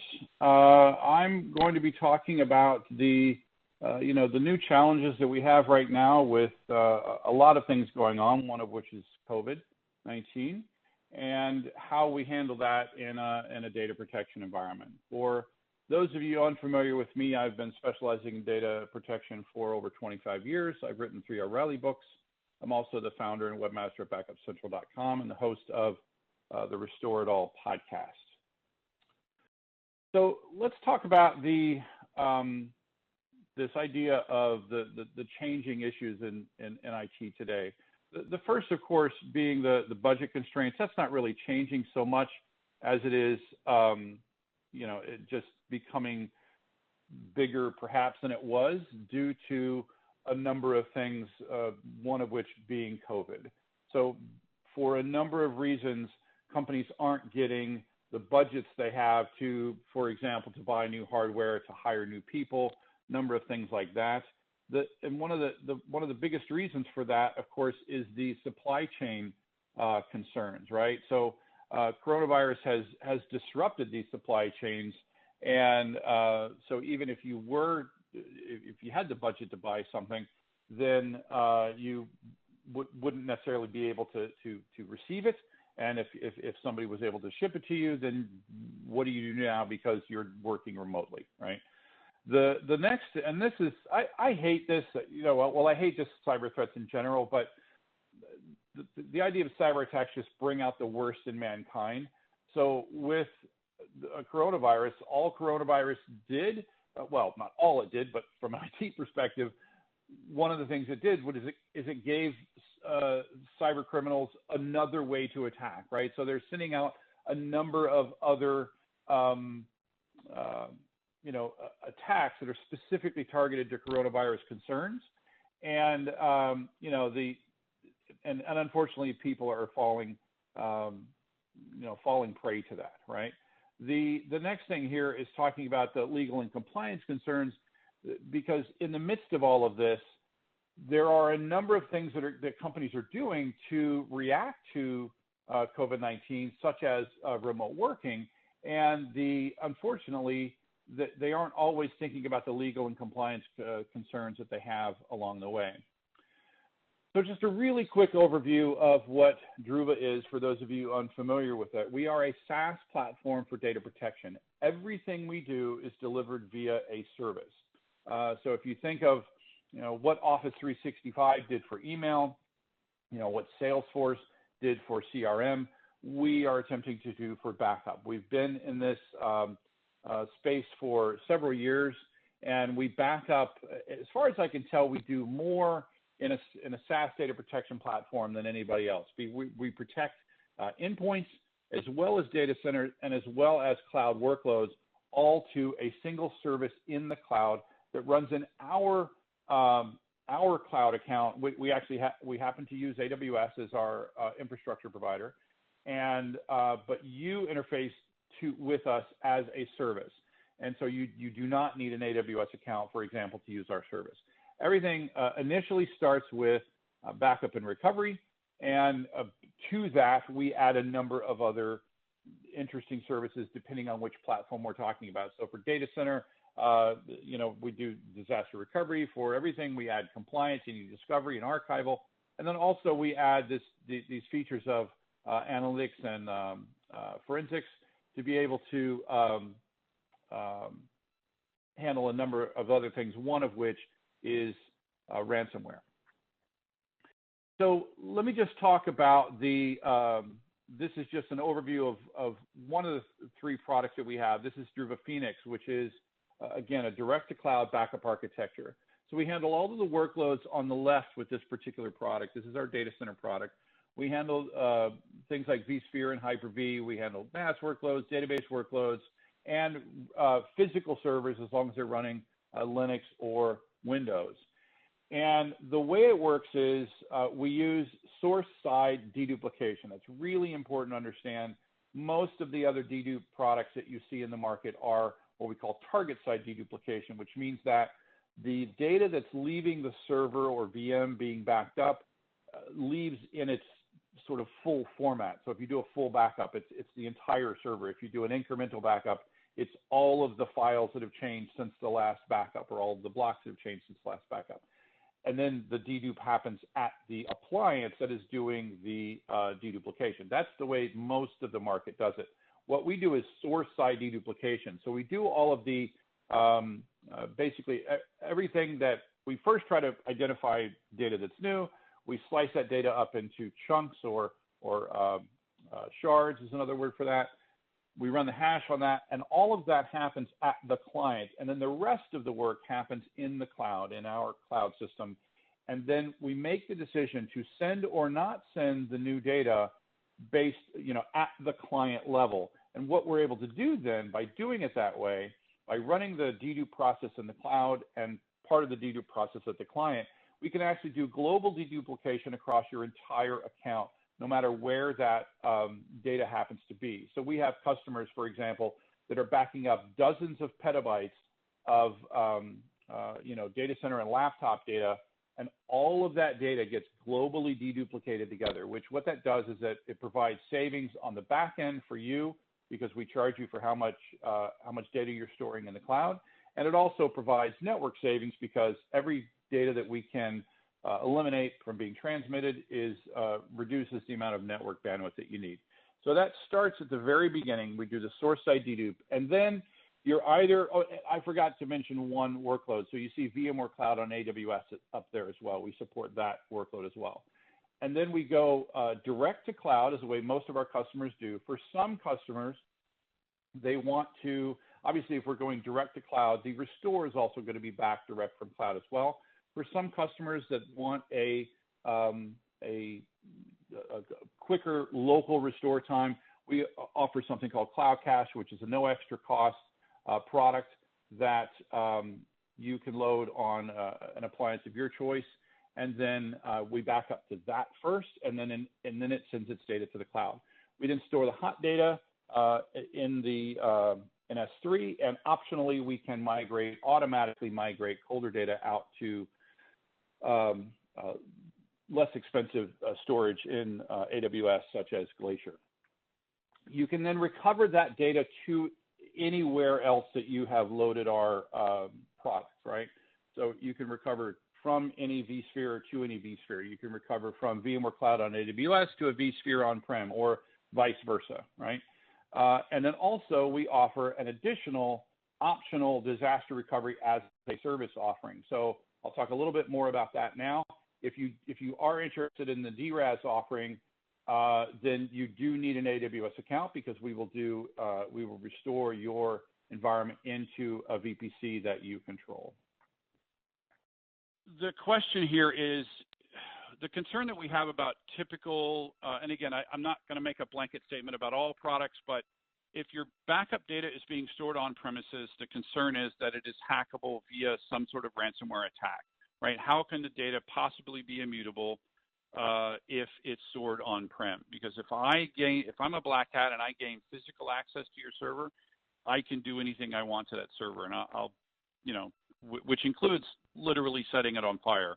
But if I can gain physical access, I can do all sorts of electronic things without actually doing something like that, right? So just this idea that on-prem is somehow more secure is just, especially from ransomware, is something that I would question. And if you're replicating the data, that's great. But again, that's a process that you have to manage. And then let me just jump over to the opportunities. The idea here is the way we're thinking about this is to remove that data, right? To get your backup copy, all of your backup copies off-site. To use role-based administration to make sure that the wrong people don't get access. The idea is that another thing is to change protocols. Most on-prem backup software stores the data in file format, which again makes it accessible via a ransomware attack. We use object-based storage, which again is just yet another layer of removal from something that might do damage to your data. Also, change ownership of the data. So a typical on-prem system, you and user IDs that are in your environment are being managed. If any of those user IDs get compromised, they can get access to the backup. So by handing it to DRaaS and by having DRaaS encrypted and stored in their system, again, you're changing ownership. It's, again, more security. So the idea here is, again, one definite question that we always get is, we don't manage the keys, you manage the keys, and the data is never stored in a readable format. It's isolated from your network, encryption at every stage, so data is encrypted before it leaves your site, and it's encrypted again when it's sent on the other side. And we do run everything on AWS for good network security. So I made an allusion to this earlier, the idea of disaster recovery as a service. So the way this works is your data is already backed up to and stored in the cloud. It happens to be stored in S3. We can, if you decide up front, we can, you can set up an Amazon VPC, virtual private cloud, where you put our cloud connector in, and then based on decisions that you make up front as to how often you want to update that data, and you can specify the order of recovery and all of that. Basically, by doing this in advance and by prepping the data in advance, we can support a 15 to 20-minute RTO, right? Recover your entire data center in 15 to 20 minutes. And the RPO that we can support is up to an hour, meaning that the most you would lose in an outage would be an hour's worth of data. That is because that is as often as the Phoenix product in particular happens to run. And it doesn't matter if you have 5 VMs or 1,000 VMs, all of those, because of the power of the cloud, all of those VMs can be booted simultaneously, and that's why we're able to do it regardless of the size of your data center. We can do it in 15 or 20 minutes. We also support DR, both cross-region and cross-account DR in AWS workloads. So if you want to do DR of AWS workloads, we do all of the same thing I just described, but with those workloads. Just a real quick slide on, we've done we've gotten a lot of great awards recently, right? So we named as a strong performer in the Forrester Wave.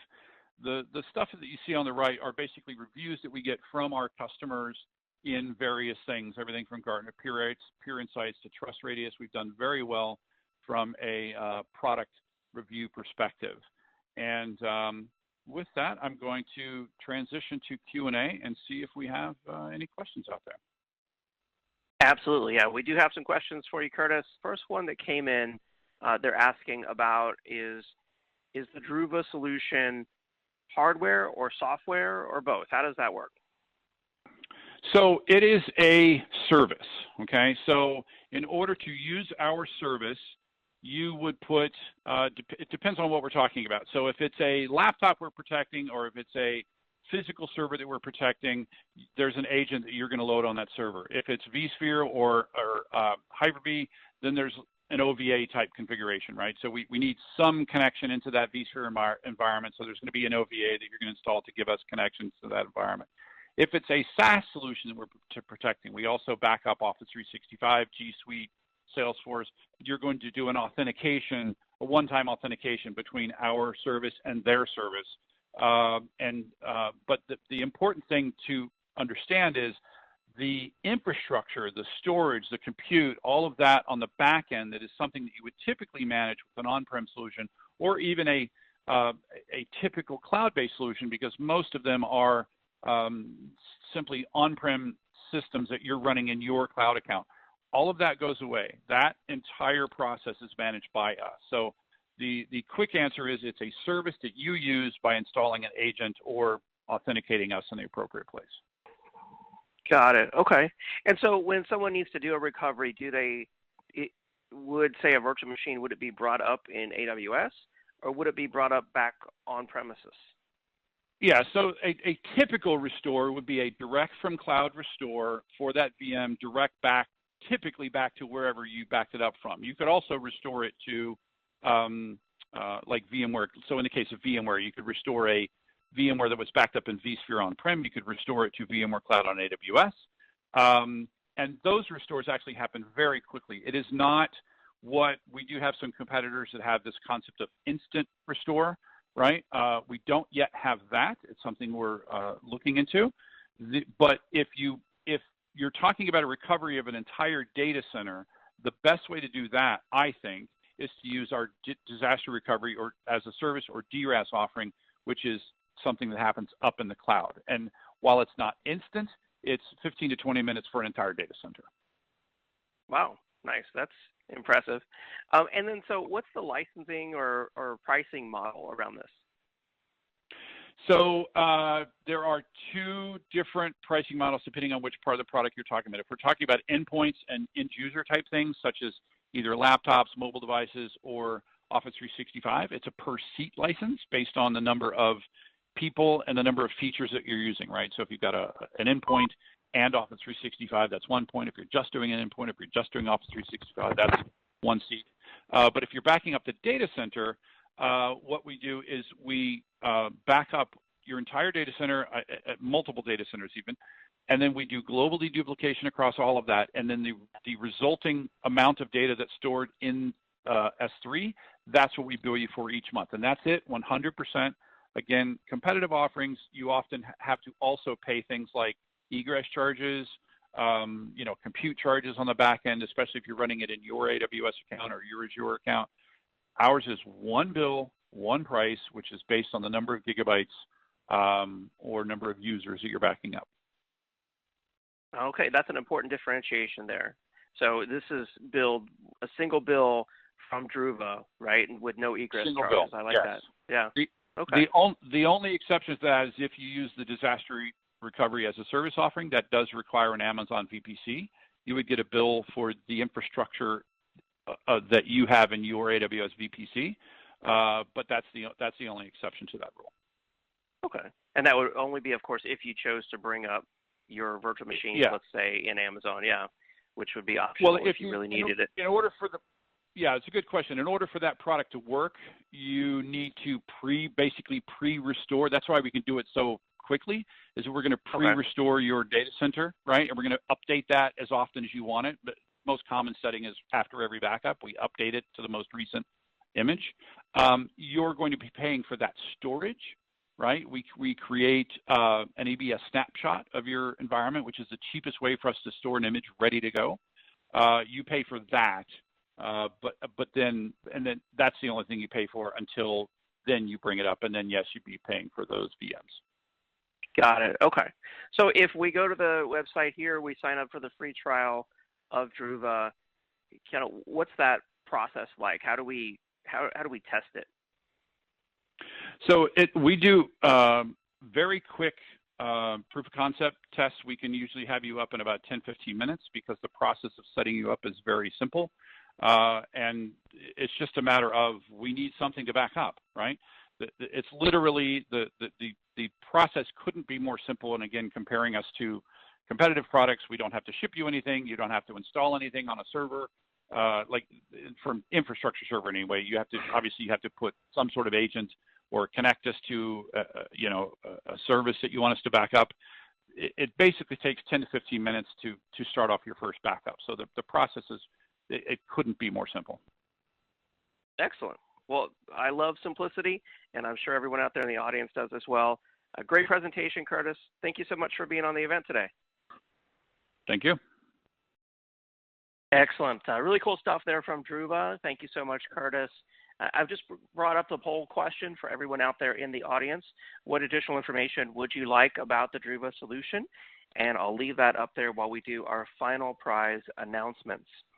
So we've got our last Amazon $500 gift card going to Tony Takano from California. Congratulations, Tony Takano from California.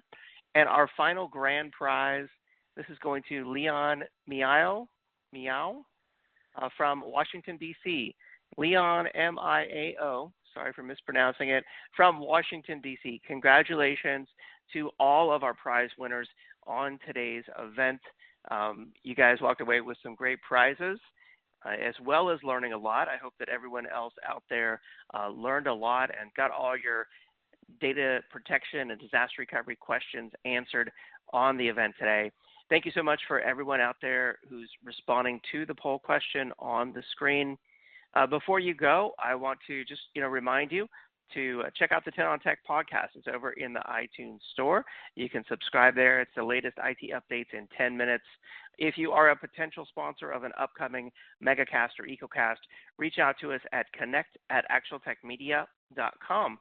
And finally, I hope that you'll join us on our next event. It's actually happening tomorrow, Enhancing the Human, Tools to Help Address the Weakest Security Link.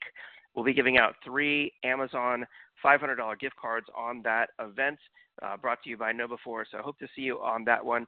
After today's event ends, you'll be automatically redirected to our event center where you can register for tomorrow's event and other upcoming future events. I will post the prize winners in the questions box there for everyone to check out if you'd like to do that. Again, thank you so much to our audience out there for joining us. We know your time in IT is valuable and busy, so we appreciate you choosing to spend it here on the Megacast. We hope that you learned a lot and have a great day. We'll see you next time. Bye-bye.